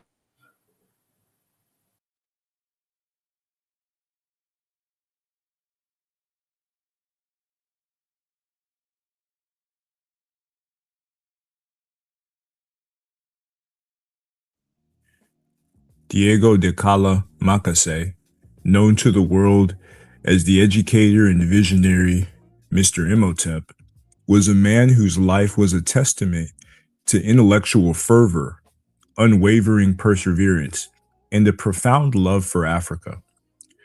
Born on February 18, 1990, in Kinshasa, in the Democratic Republic of Congo, his journey was one of relentless pursuit of knowledge and truth.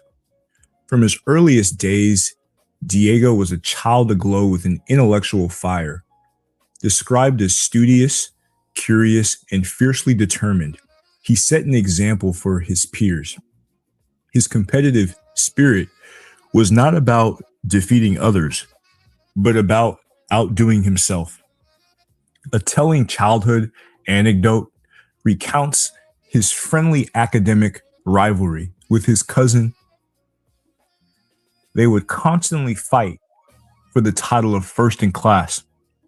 So driven was Diego that being in second place troubled him, leading him to pledge to his father to redouble his efforts, a promise he kept. This early rivalry unexpectedly reconnected and strengthened family ties, setting a pattern for Diego's ability to build through challenge. His childhood environment in a Christian household instilled in him a strong sense of integrity, justice, and a hatred for lies and injustice. Family trips to the library nurtured a lifelong passion for reading. He would often have to be persuaded to leave and would bring stacks of books home. Fascinated by technology from a young age, he was always at the forefront, possessing the latest computers and video games. His creative genius was evident early on when he created a flipbook animation, complete with his own voiceover, leaving his family in awe.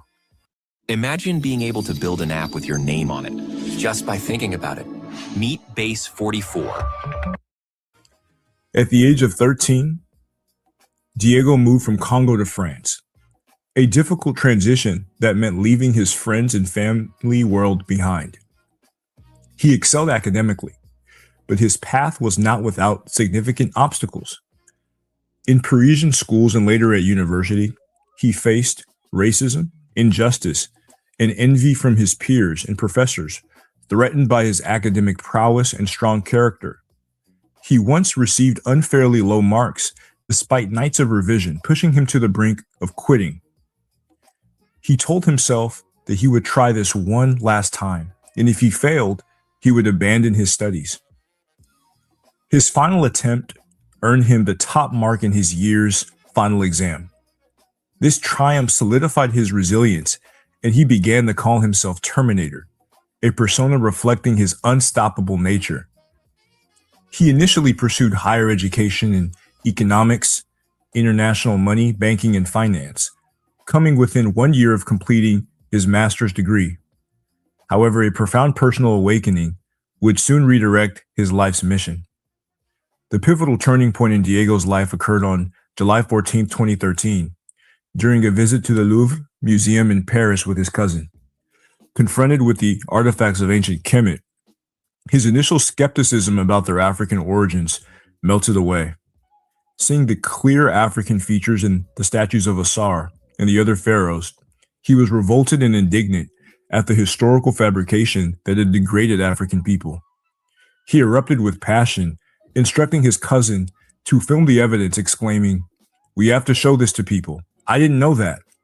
That night, he dove into deep research and a new path was set. He later wrote, "I felt that Africa was calling me." He made the courageous decision to abandon his near-complete master's degree to dedicate his entire life to researching and teaching authentic African history. Adopting the moniker Mr. Imhotep in the late 2010s, after the renowned ancient African polymath, Diego embarked on his life's work. He saw the teaching of African history as a crucial tool to combat the racist myths and ontological amnesia inflicted upon people of African descent. His mission was to rebrand Africa, to change both the world's perception of Africa and Africa's perception of itself. He was motivated by a profound sense of justice and the belief that we are gods who had been lied to for generations. He aimed to provide socioeconomic, political, and technological solutions for Africa's emergence, believing that positive change could only begin with a positive self-perception rooted in an accurate historical consciousness. He toiled meticulously, often working 24/7, driven by the feedback from his global community and the desire to save the next generation, stating, "Our generation is already rotten, but the next one must be saved." Behind the serious scholar was a man of great warmth, humor, and diverse interest. Diego was a loving and protecting brother, a confidant, and a coach who always sought to bring out the best in his family and friends. He was known for his hilarious impersonations and his talent for lightening the mood. His interests were vast.